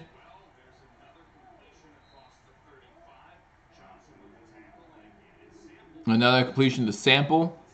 Tight end from Washington has 3 or 4 catches now in the second half. A couple good blocks in the second half as well. So Sample doing a good job here in the second half, just finding targets and getting some good blocks in. Really helping him out. Again, thank you for joining me on Believers Talk. My name is Joe. If you haven't already hit that subscribe button, guys, you want to hit that subscribe button. I'll be here for you guys, not just throughout the Senior Bowl. I'll be here through the draft process and the combine. Also be here on draft day for you. Days 1 and 2, I will be live covering the draft. And I want you guys to join me. I hope you guys join me, and I appreciate you guys being here. Hit that subscribe button. Hit that like, thumbs up button if you haven't already. I want to have a lot of likes, so that way It helps me out with YouTube, and I do appreciate all the support. So thank you guys again for watching. We're currently at commercial break. They talk about the Super Bowl a little bit. Again, I haven't seen any predictions to the right here. Who you guys predict going to win the Super Bowl? Rams? Patriots? I'm sure with my channel, I have a lot of Patriots haters. I will tell you guys, I don't see a way around it. I'm probably going to be thinking that the Patriots are going to win. I won't be cheering for the Patriots, but yeah, I'll be doing a video telling you each and every player or staffer on each team who has Buffalo Bills ties, so you guys can kind of choose who to cheer for through there. Again, for all new subscribers, I say thank you for your subscription. I will be keeping you updated on all Buffalo sports news. Again, Buffalo Bulls women winning today over in Northern Illinois. Buffalo Bulls men won yesterday and lost earlier this week to Northern Illinois, so they might drop a little bit in the rankings. And then the Buffalo Sabres have had the past week and a half off, celebrating the All-Star weekend right now of the NHL. Both Skinner and Jack Eichel are at the All-Star game. That's tonight. So we look forward to seeing them get started again next week. We have Tyreek Jackson and Anthony Johnson in this game of the Buffalo Bulls football team. We saw Johnson with a nice catch early in the second half. That's all we've seen on him. And Jackson has yet to take a snap at quarterback. So that'll be a great video. They're all great videos, John. But thanks. I hope it is a great video. I really do. I hope that both the Combine video and the draft video, I hope they're all a lot of fun. I don't have fun, especially these live streams. These live streams are a lot of fun. Get to meet new people, and also get to talk to some of these guys who've been here for a little bit. So I appreciate all your support. Again, hit that like button if you haven't already. 2 minutes to go in the third quarter. We're at the 2-minute warning. 17-12. The North have the ball. Again, if you're the North, you want to try to score quickly here because, again, each quarter is like the end of a game. So at the end of these 2 minutes, if they still have the ball, then the South will get the ball to start the fourth quarter. Where vice versa,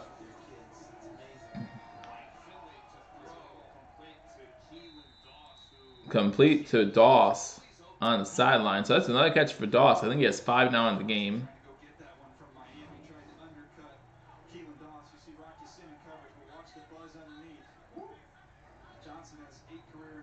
Johnson from Miami tried to get the interception, tried to cut the route, was unable to. 1:35 to go in the third quarter. But yeah, if you're the North and you score in the next minute and a half, and then the South gets the ball with, 3 seconds left in the quarter, and they run play, well, the North then gets the ball to start the fourth quarter again. So, very interesting scenario there. I think that's a very interesting part to this Senior Bowl. So there's a flag down, another dead ball penalty.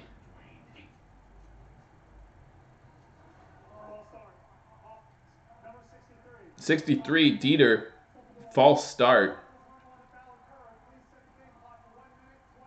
I think that's his second false start penalty too. So again, these false start penalties aren't helping anybody. And all these penalties in this game, this must be the most penalized Senior Bowl in a while because I don't remember this many penalties last year. Prior to that, I really didn't watch the Senior Bowl, but I can't imagine there's this many penalties all the time.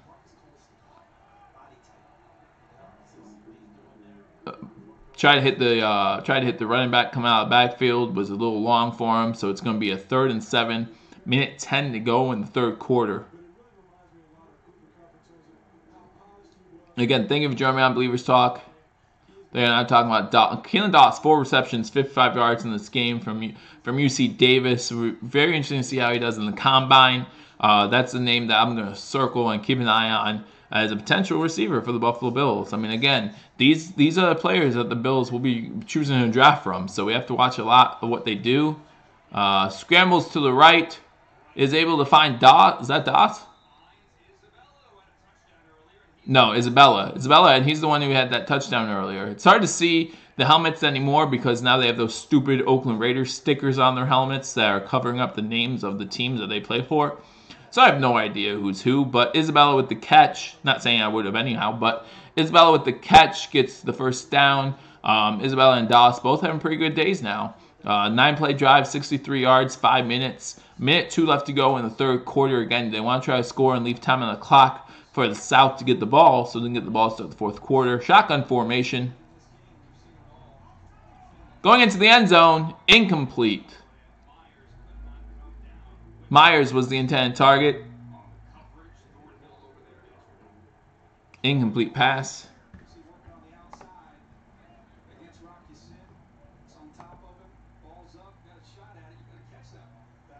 Gotta catch that one. Gotta catch it.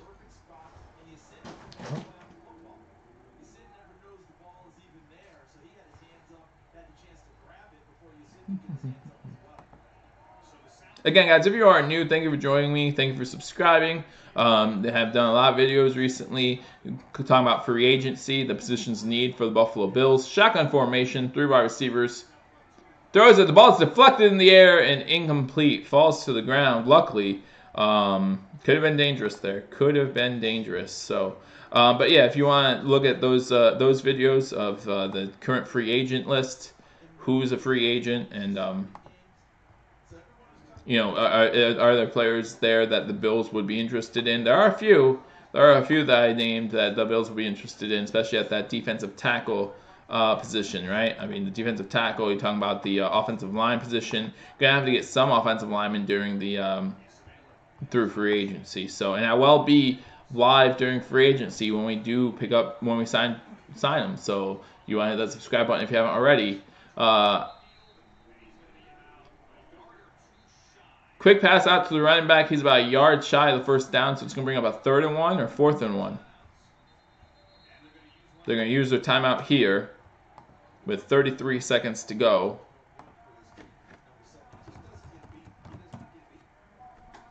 They have 1 timeout remaining.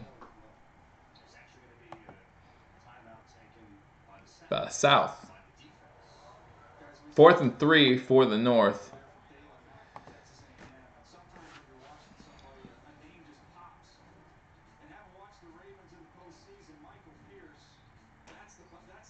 They're comparing Dalen Mack, defensive tackle, to Michael Pierce. Michael Pierce is actually a free agent. We talked about him in the free agent episode of the defensive tackle. So 6'1", 327 pounds from Texas A&M.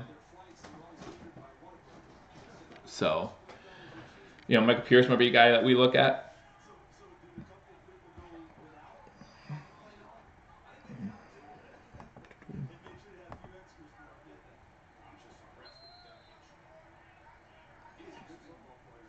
All I gotta do is believe. 29-yard field goal coming up for the North to extend their lead. So now it's 20-12 with 29 seconds to go in the 3rd quarter. And again, now the South can get the ball unless they score in 29 seconds. At the start of the 4th quarter, the North will get the ball again. So, interesting scenario here in the Senior Bowl as John Gruden continues to hand out Raider stickers. Why? I don't know, because they're like kids at a candy store, apparently. They like stickers. I really don't know. But again, thank you everybody for watching. Hope you all enjoy the Super Bowl. If you guys, for some odd reason, either A, can't watch the Super Bowl, or B, want to do this for the Super Bowl, you know, talk to some guys on YouTube, go over to the Sports Fury if you haven't already. Great guys over there, Josh and Sean, and they will give you live play-by-play reaction for the Super Bowl this year. So, first down catch by Moreau, gets 11.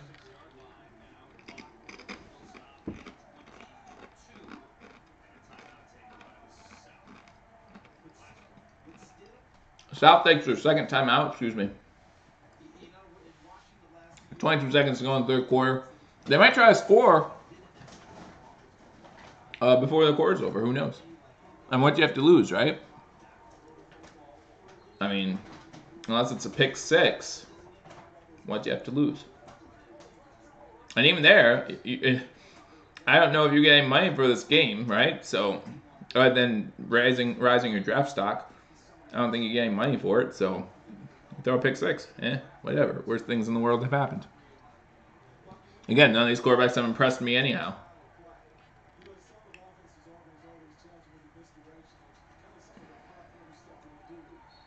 Pass deflected down at the line of scrimmage. Incomplete pass. Now 18 seconds to go. I don't know. My mind doesn't get blown too easily.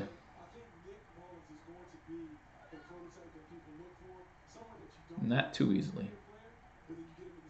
But I still appreciate you coming on here. When it does get announced, make an announcement about the channel. That'd be great. But if you are going to be an owner of the Raiders, then maybe not the best idea to promote Bill's channel. Maybe not.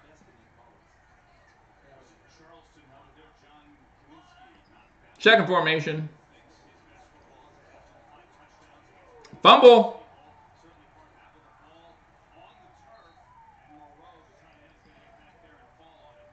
Monroe recovers it, the tight end from LSU. Yeah, Anthony Nelson. Great play off edge.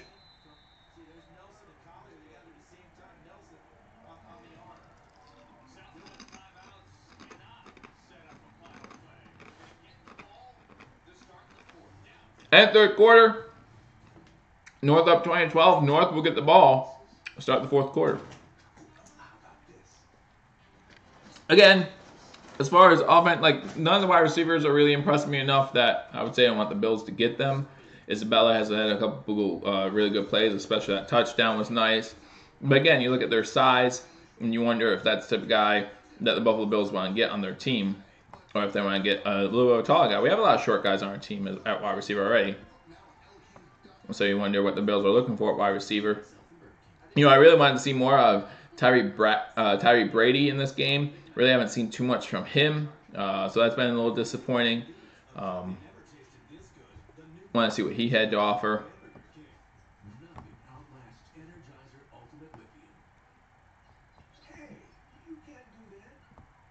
But yeah, Keelan Doss also from UC Davis. He's had a pretty good day as well. Both those wide receivers play for the North. Would love to see more of Johnson from Buffalo, of course. Want to see more of him, but we haven't seen too much. Maybe he'll have a bigger impact once Jackson gets in the game. Maybe. But yeah, Deebo Samuel hasn't done much in this game. I think he might not be in this game anymore. I haven't seen him.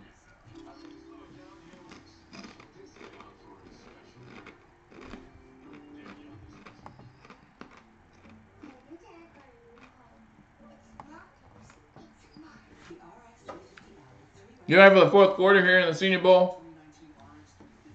North up on the South 20-12. North will get the ball to start the fourth quarter. Again, the way these quarters work is each quarter acts like the end of a half. You have a 2-minute warning. And then the opposite team, whoever had the ball to start the quarter, or to end the quarter, the opposite team gets the ball to start the next quarter. So the North just took advantage of that. They scored with about 30 seconds left. South was unable to do anything with the ball in 30 seconds, and so now the North will get the ball back. Already up 20-12. But again, score does not matter here.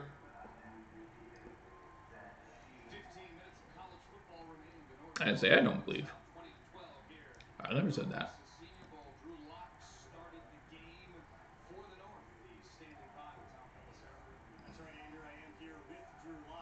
Interviewing Drew Lock now. Started the game for the North. Didn't play that great. 9 for 15, 57 yards. Quarterback from Missouri again. Was a rough time.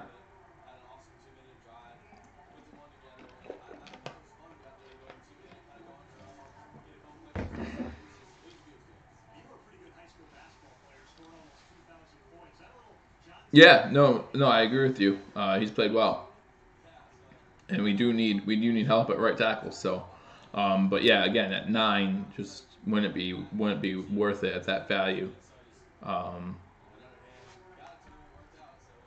Wouldn't be worth it with that. But again, if we can move back, man, again, I keep going back to Oakland moving up to the 9th overall pick, giving us their 22nd and 24th pick. That'd be a good place to pick them up. Tyree Jackson's now in the game. First play from scrimmage, he goes long. Has a guy open downfield, underthrows him, but he's able to stop and come back for the ball. So that's probably the best play so far of this game for a quarterback. Tyree Jackson throws it deep. Now he does He does throw it short, but the receiver, number 12, so wide open, he's able to stop and wait for the ball and still able to make the catch. Was that Jennings? Jennings with the catch from West Virginia. Great job. Now it's 1st and 10 for the South.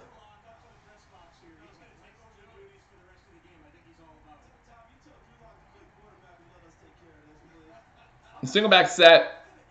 Hand it off. And it gets to the line of scrimmage. No more. None of the running backs have really impressed me in this game. I was really hoping that that someone was going to step up as a running back. Because again, I think the Bills can get a run back later in the in some of the later rounds here of this draft. Try to get younger there. But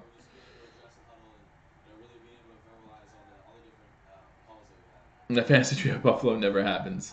Well, you're not running the War Room this year, are you? You said next year, right?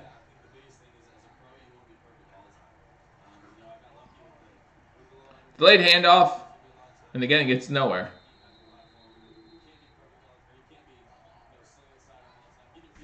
Gets nowhere.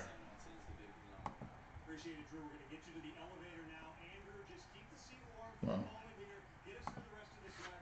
Again, guys, thank you for joining me on Believers Talk. My name is Joe. If you're new and you haven't hit that subscribe button yet, hit that subscribe button. I did keep you updated on all the free agents that Buffalo might be interested in previous videos, so you want to check those out. We're watching the Senior Bowl right now. 13 minutes to go in the 4th quarter. 12-20. South have the ball down by 8. Tyree Jackson of the Buffalo Bulls is now in the game. Shotgun formation. He's going to take off with it. He's going to get a first down, get inside the 10-yard line for a first down. So it's 1st and goal. I want to say Buffalo, but no. For the South. Again, down by 8 with 12.5 to go here in the 4th quarter.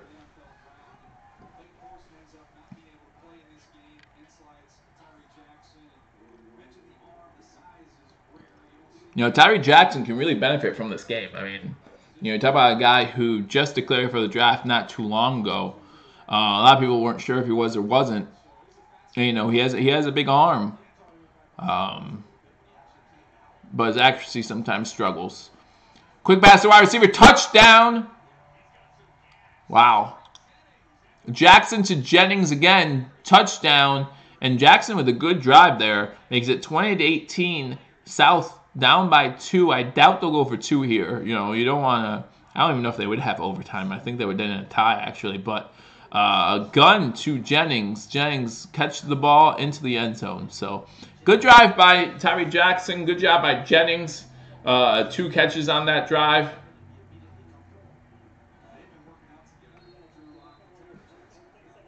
Oh, they are going for 2 here. Tyree Jackson still in. 5 plays, 75-yard drive. 2 minutes, 54 seconds.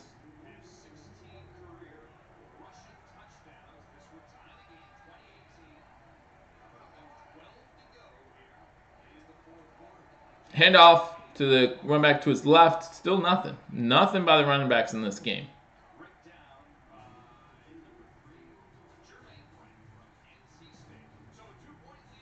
So 2-point lead for the North. 12 minutes to go in the 4th quarter. This is the 70th Senior Bowl. Wow.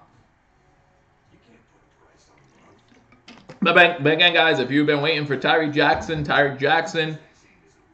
I confirm I cannot turn my camera on. I apologize. YouTube and the NFL both have copyright rules that prevent me from having you guys watch the game. I could turn around and turn on this commercial right now and probably get in trouble. So, yeah, unfortunately, I cannot do that. I would love to do that. I would love to have you guys watch with me, and then we can talk about it. But yeah, unfortunately, I cannot. From what I understand, YouTube would shut down my channel then. And I don't want to do that to you guys. You guys like me too much. I like me too much. But again, thank you for watching. 2018. I'm going to turn this down. I hate commercials so much. I just wish we can get rid of them. In fact, let's pretend I'm watching the game still. And then go live in like a second. Go back to that Tyree Jackson touchdown. Okay, now it's not playing for me. What the heck? I broke it. because I think I broke it. Stop! What's going on?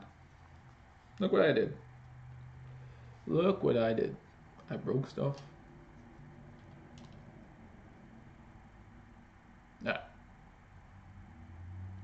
Turn it back on. Let's turn it off. Oh, snap. Still going. Still going. You hit it, right? You hit it and it works. Interesting. Interesting. See, look what you guys made me do. Maybe break it. Alright. So, I may have to get batteries for the remote, guys. Give me 1 second here. Didn't know that worked, so no, I don't think so. I don't think that's what I need. But maybe it is. But we'll see. Luckily, I'm always prepared. Always prepared. Again, thank you for watching, guys. The South just scored. Tyree Jackson from Buffalo University. There we go. All right, game's back on. Didn't miss anything. It's 1st and 10 from the 25, so perfect timing. Perfect timing. Handoff to the left. Dexter Williams makes a good cut. Finally, that's probably the nicest run of the day for Dexter Williams. Again, if you've been watching this whole time, I have not been impressed with Dexter Williams as he gets 9 yards there, making it 2nd and 1 for the North. Dexter Williams has 2 drops on the day, a couple of runs for no gain. I think he has 1 or 2 runs for a loss on the runs for losses. So not a great game for Dexter Williams, but a 9-yard run there was pretty good. He's looking to improve his draft stock as he's now lined up to the left of the quarterback in shotgun formation. 2 wide receivers top of the screen, 1 to the bottom. He gets another handoff here. Gets them all midfield, so he's inside. He's actually inside South territory. So it's gonna be 1st and 10, 11:20 to go here in the 4th quarter. So 2 good runs by Dexter Williams.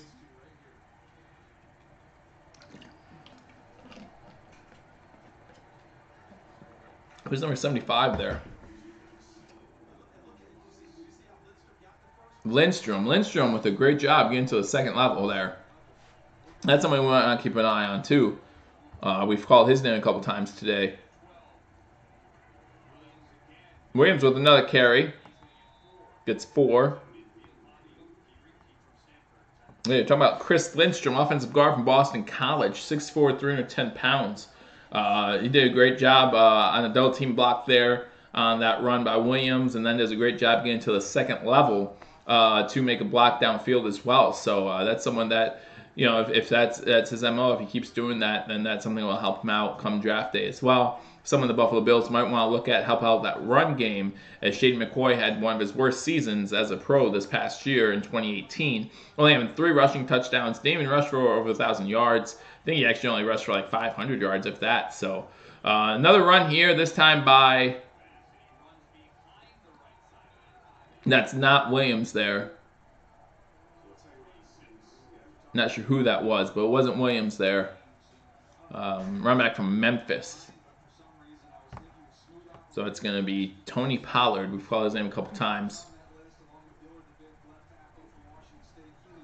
Keelan Doss, Andre Dillard. Andre Dillard, someone I want to keep an eye on as well. I talked about him before the game started. He's had a good game today, so it's only helped his draft stock, I believe, and that's someone that the Bills could look at even as early as 9. And I don't think that's too far of a stretch for someone like him at that 9 position. So shotgun formation now. Gets the ball away before he gets hit, but the ball is well short.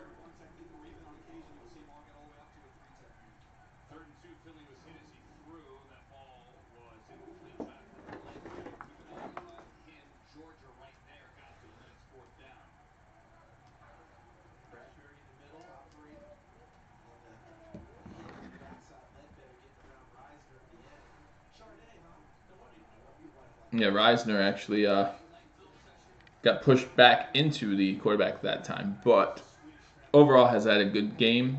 Shotgun formation now. 9:19 to go. 4th and 2. North is going for it here, up by 2. Pollard with a nice block as the running back He gets the pass away. Gets inside the 25-yard line. That's Isabella again. Isabella with a great game so far, guys. If anyone's helped his stock out from the wide receiver position, it has to be Isabella. Has that touchdown of the day from UMass. Another great grab. Much better second half than first half. But if there's been anyone, he's able to tiptoe the sidelines here, get extra yardage after the catch, down again inside the 25-yard line.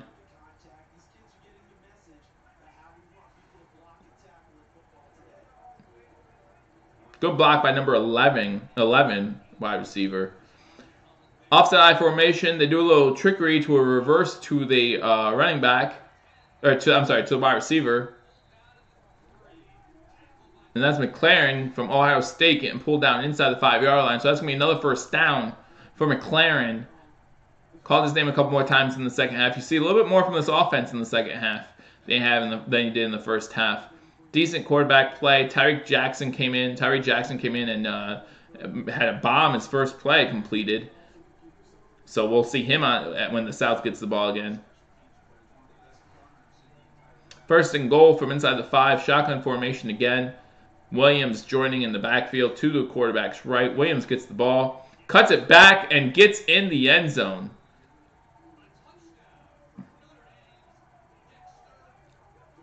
Dexter Williams with the touchdown. Makes this one 26-18.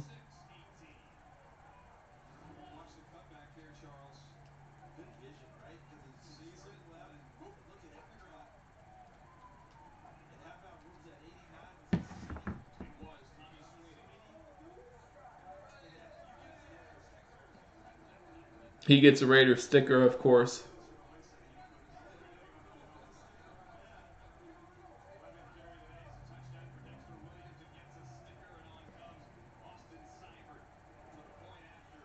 Point after is up and good.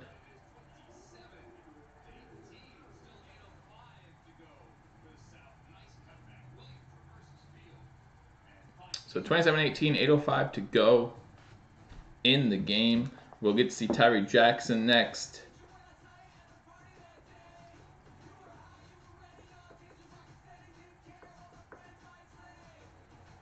So we go to commercial break again. I reply to some of these text messages that I'm getting.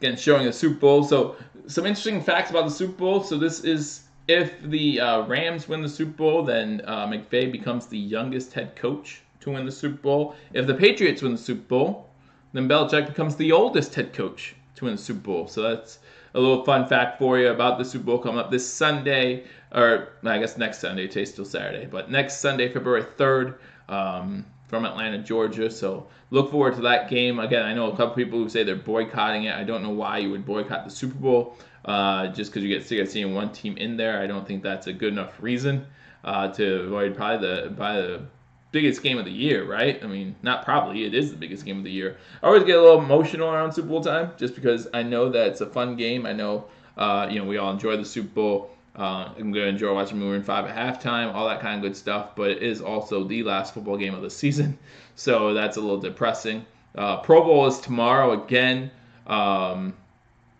Actually, I don't think they're doing the live stream. No, they're not. But if you want to watch Super Bowl on YouTube and chat with some cool people, again, the Sports Fury will have that game for you. I don't think they're doing the Super Bowl tomorrow.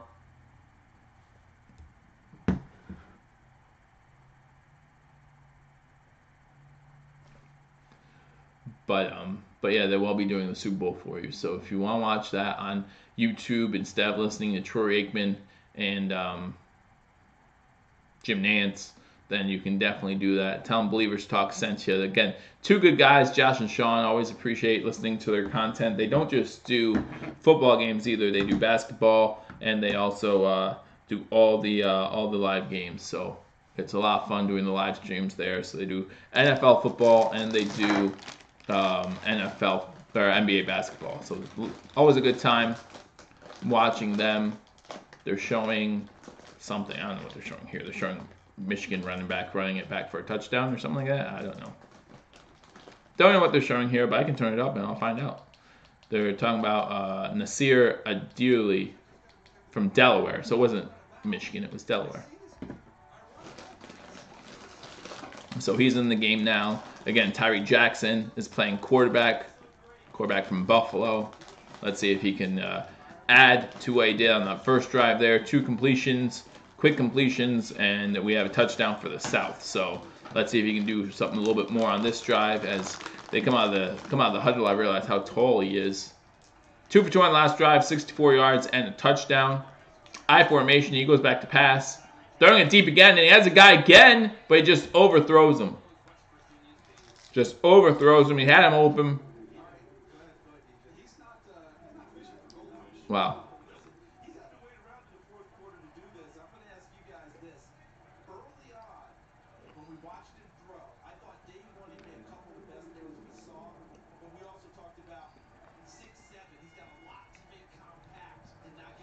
14 of 28 total TE passes were on long passes of 25-plus yards for Tyree Jackson this season. So, be interesting to see what happens to Tyree Jackson in the draft, I think. I formation again on the 2nd and 10. Just because, you talk about his arm strength. He doesn't have an arm. You think about Josh Allen, right? You could say his arm strength had a lot to do with why he was drafted so high. And, you talk about inaccuracy. Josh Allen had the same issue with inaccuracy. So, be interesting to see.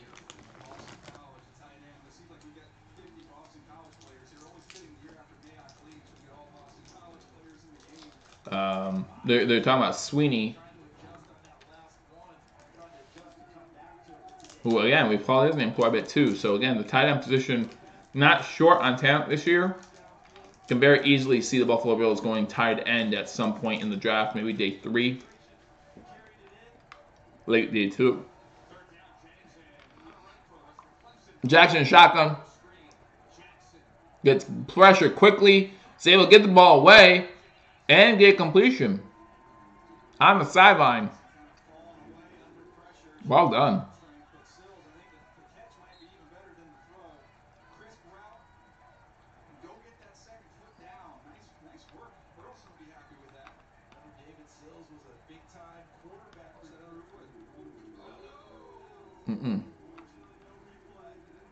Didn't get the second foot in bounce. Should have been incomplete, but there is no replay in the Senior Bowl. So it counted as a completion anyway. Jackson on center, fakes the handoff. It's going to go deep again if he gets given time. Pressure gets to him and he gets sacked. Wow.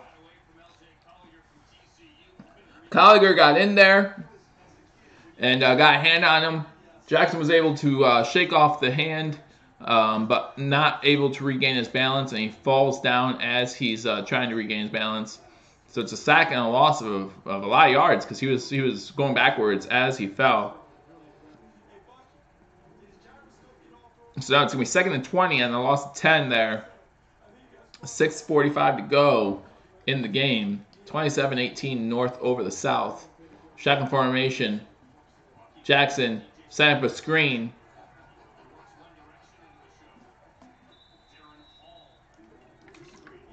Darren Hall from Pitt with the reception and runs for about 8 yards. So it's going to be 3rd and 12 for the South. 6:20 to go in the 4th quarter.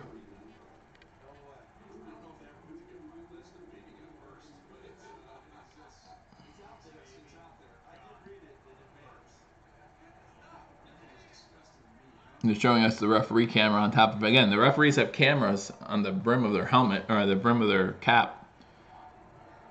Shotgun formation. 3rd and 12.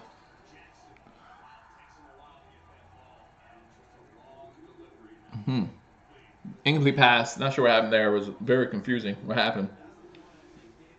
Excuse me, but it's going to be 4th and 12. I don't know. Is Jackson staying on the field? It looks like their offense is staying on the field. Yeah, so Jackson staying on the field, offense staying on the field, down by 9, 5:56 to go in the 4th quarter.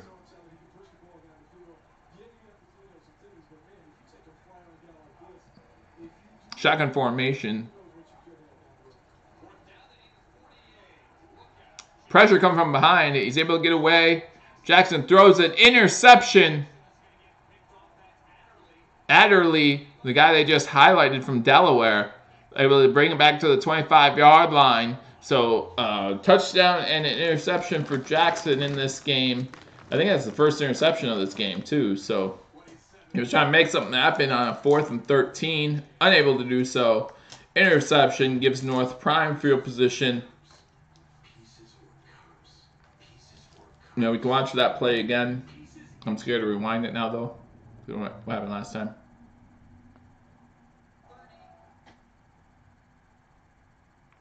So I'll rewatch that play. Again, Ty Jackson was under pressure right away. Pocket collapses. Rolls to the left, looking for a player downfield. He either overthrows number 27 of LSU or underthrows the wide receiver from South Carolina. And Adderley gets the pick, runs it back to the 35-yard line. Can only help Adderley's stock.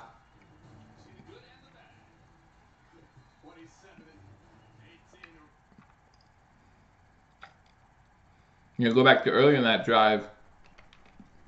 Jackson overthrows a wide open wide receiver down the sideline. Would have been good enough probably for, I mean, it would have been a foot race to the end zone at that point, but he was trying to hit Renfro.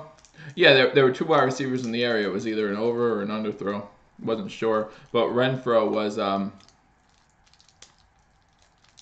yeah, safety jump. Well, I don't know if that ball was going to be on target or not. Looked like it would have been short anyway. I'll go back. Let's rewatch it. Hey, it's really hard when you're rolling to the left like that.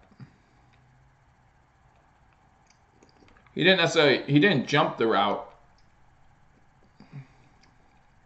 It might have made it. But so he's watching the quarterback, and his job was to catch number 27 from Pitt, not from LSU, from Pitt. Watch him crossing over the field, and then as Jackson throws it, he backs up and is able to get the interception. So, but yeah, not a good thing for Jackson there. But again, on 4th 13, you have to try and make something happen. So you can't really blame him there. As we come back from commercial break.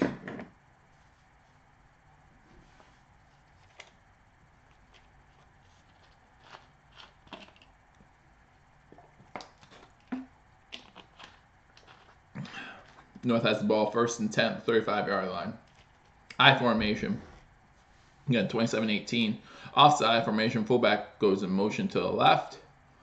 So now it's an offside I. Hands it off to Pollard, I believe that is, for 2.5 yards. Gonna be 2nd and 7, 5:30 to go in the game.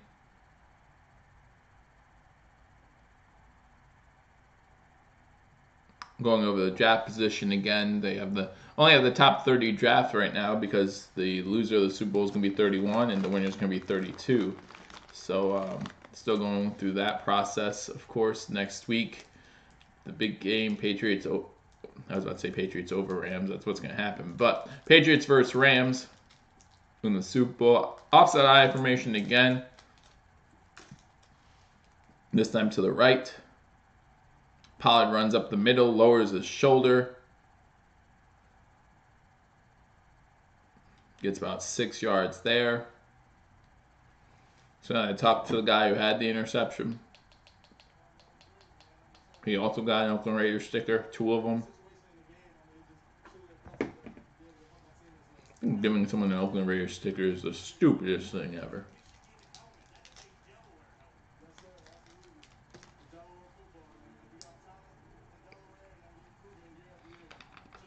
I've noticed Pollard runs hard. But I haven't seen much from his vision as far as finding holes. So runs Pollard again, gets 1st down. Again, another tough run, to your point. And gets it to the 21-yard line before he's finally taken down.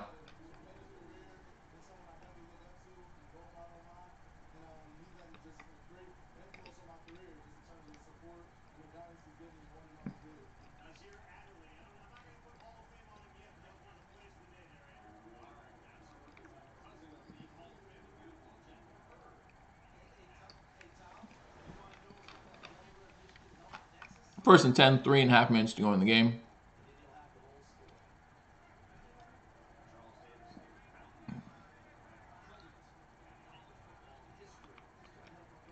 Singles that back, 4 wide receivers.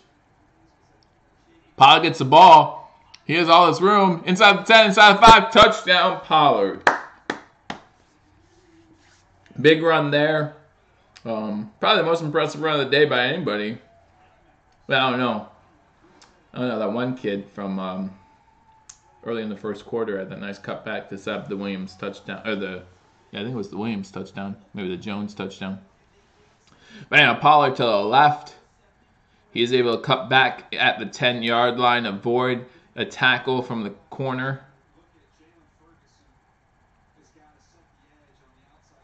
I actually watched number 8, the wide receiver there, not do a good job blocking downfield, but Pollard's able to make up for it. And Nick Lettieri, as soon as we start talking about Pollard, what happens? He breaks off a touchdown run. Now 33-18 North over the South. Extra point is up and good. So now with 3:17 to go, it's 34-18 North over South. Another good run by Pollard. Again, as Nick pointed out, just a tough runner for the smaller size from Marshall. So he'll get a sticker too, I'm sure, as Gruden looks on. He doesn't know what to do. He's not used to being on the sideline when a team's winning, so he's not sure how to handle that. But Tony Pollard, 7 rushes, 55 yards, and a touchdown. So a really, really good day for him.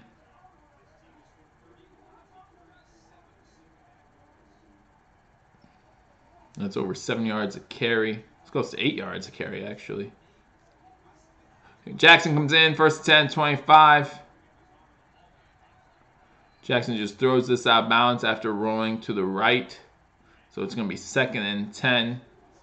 Let's see what Jackson can do here after throwing that interception. Kind of a bad play, or a bad time to throw an interception at the Senior Bowl. Only interception of the game, too, so that's something that coaches will remember.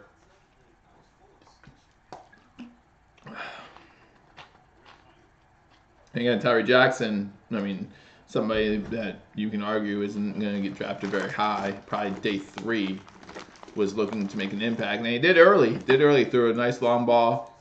Was 2 for 2 on his first drive for 64 yards and a touchdown. And his last drive throws that interception, so you see good and bad. Throws a nice short pass here.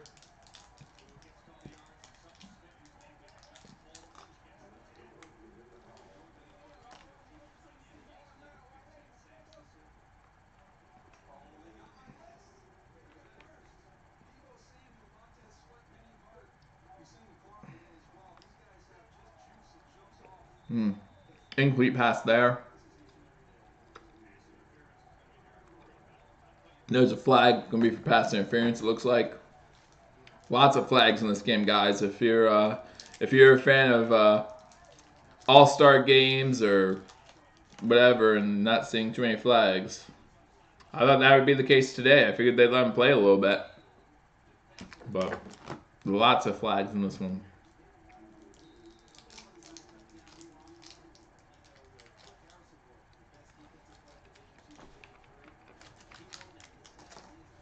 .241 to go. Jackson in shotgun formation. And speaking of flags, there's another flag. What the heck? Come on. False start 88. Again, you cannot be Wesco, tight end from West Virginia. You cannot be happy if getting all these penalties, these dead ball penalties. That doesn't look good on film. The scouts are not going to be happy.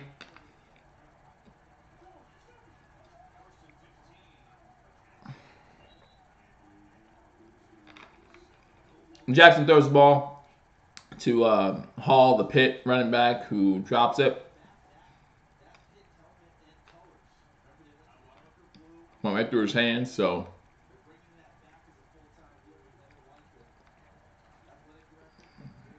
Second and 15, 2:37 to go. Shotgun formation for Jackson. Johnson not on the field.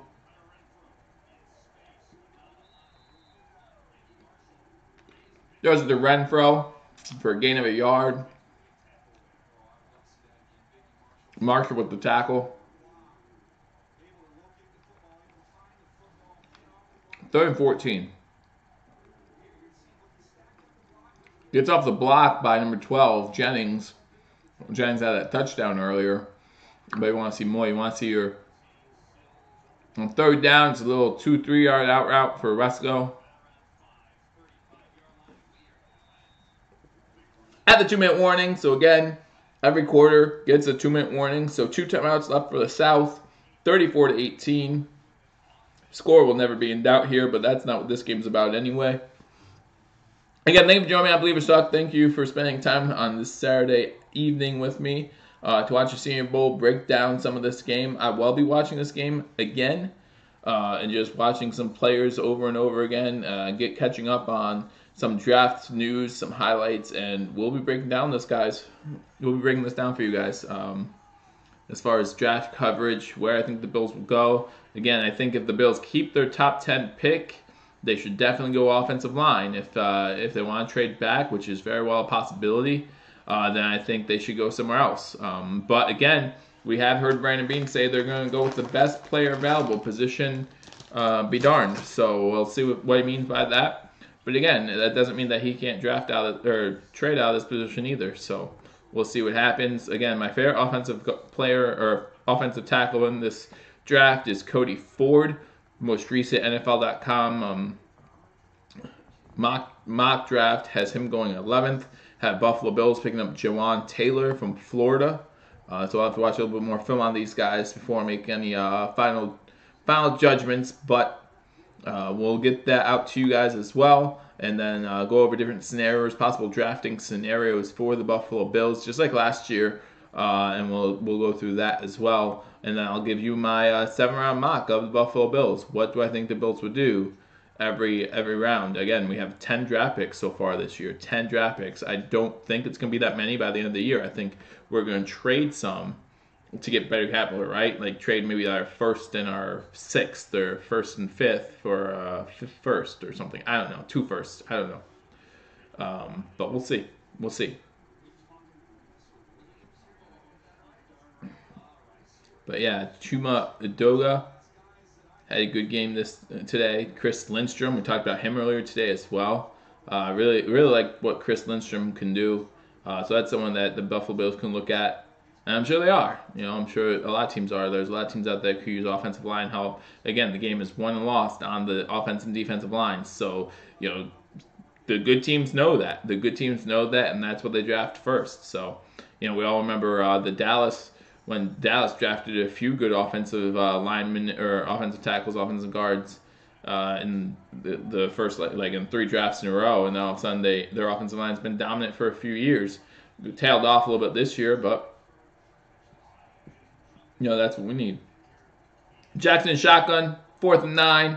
He's scrambling to his right as he's being chased, directing traffic, and he completes the ball.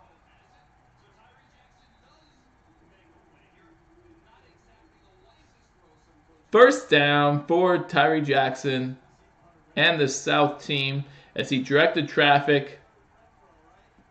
Was able to find Renfro towards midfield. Again, you don't like seeing a quarterback throw against his body like that, but able to find an open receiver. Renfro makes a nice grab. Going to be 1st and 10, a minute 44 to go. The South calls a timeout.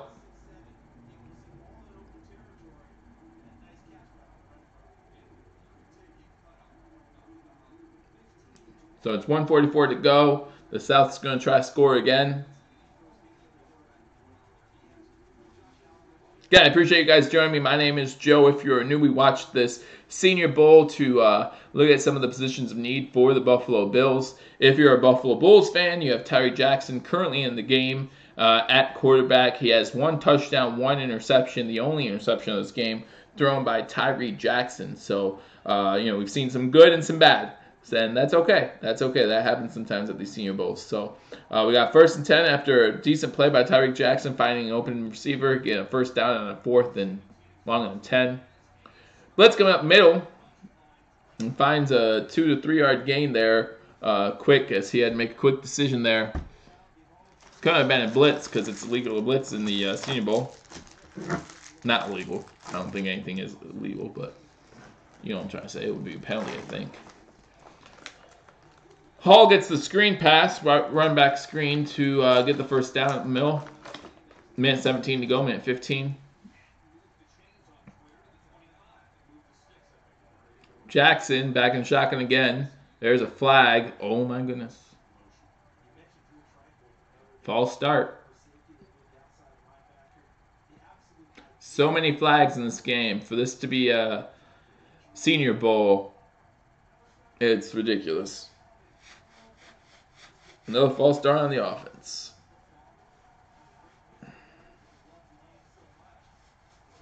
Minute 8 to go. 1st and 15 now. Oh. Now South calls their second timeout. So they've wasted both their timeouts. So no more timeouts. Minute 8 to go.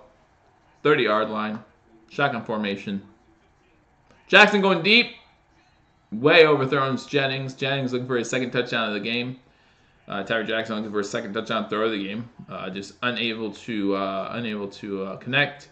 NFL Combine is February 26th to March 4th. Again, guys, you want to make sure that you are here. We'll keep you covered on all NFL Combine news during the Combine. After the Combine, we'll go over some of our top players, some players that didn't do so hot. And then there will be college pro days from March to April. If anything exciting happens there, we'll keep you covered there as well. Guys, there's a lot of positions in need for the Buffalo Bills. We'll be keeping an eye on all of those right here on Believers Talk. So if you have not subscribed, hit that subscribe button and hit that notification bell. Shotgun formation again. Pockets collapsing around Tyree Jackson. He's able to get the ball away, get a completion to the tight end from West Virginia. 50 seconds to go.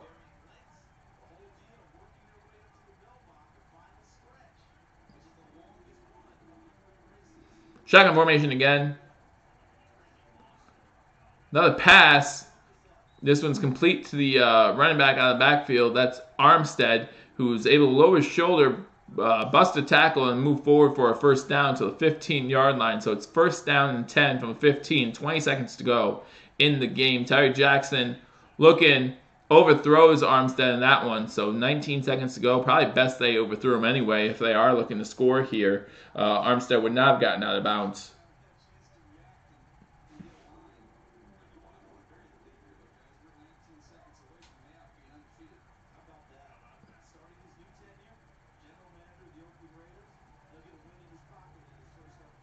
Jackson's 12 for 20 for 150 yards, a touchdown, and an interception. Again, the 150 yards, I believe, is the most passing yards by any quarterback in this game. Shotgun formation for Tyree Jackson. Going into the end zone. Touchdown to Jennings. So, no, that's not Jennings. I'm sorry.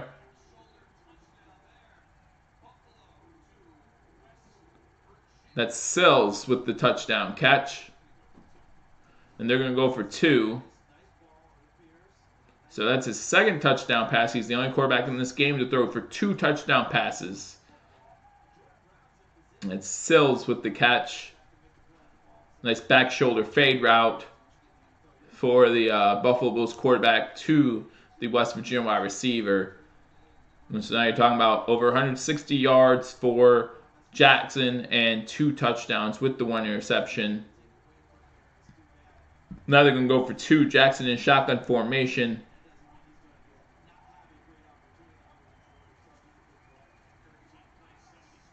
Incomplete pass. Was looking for Sills again. Unable to connect. So 14 seconds left. The South now trails the North 34-14. Probably just get 1 or 2 more plays in here before this game comes to a close. Maybe the North will do us a favor and just run this ball to run the clock out. But with 14 seconds to go, there is no kickoffs here. There are only 2 kickoffs were at the beginning of the game and the beginning of the second half. So the North will start with the ball 1st and 10 at the 25-yard line. 14 seconds to go again. Hopefully they just run the ball here.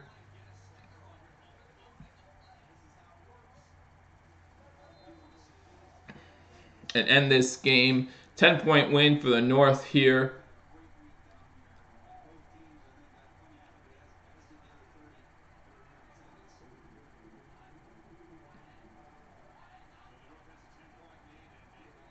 Yep, just run the ball here.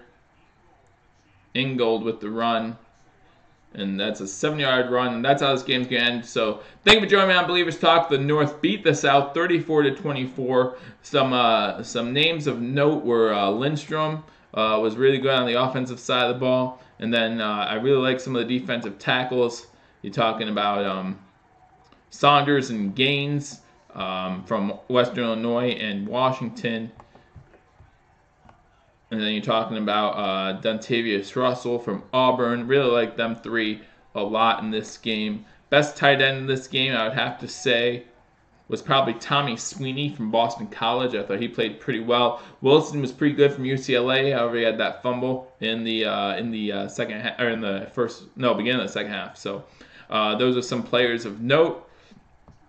Was Williams from Notre Dame had some highs and some lows. Tyree Jackson from Buffalo, some highs and some lows, threw 2 touchdown passes, did throw that pick. And then you have Johnson, only had 1 catch in this game, so he was unable to make an impact in this one, so that might have hurt his draft stock a little bit. But we will see him at the combine, and we'll see what he can do there.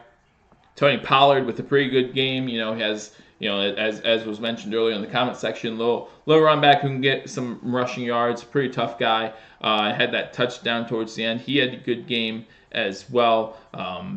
Andy Isabella from UMass, he had a good game. Wide receiver, had a touchdown catch. Jennings had a touchdown catch from West Virginia. He had a good game as well. I look at Keelan Doss, wide receiver from UC Davis. He kind of made a little bit of a name for himself in this game as well. Made people take notice. Made me take notice. I'll have to watch some film on him. And we will get you updated on all draft news, all draft prospects. Who are the Bills looking at?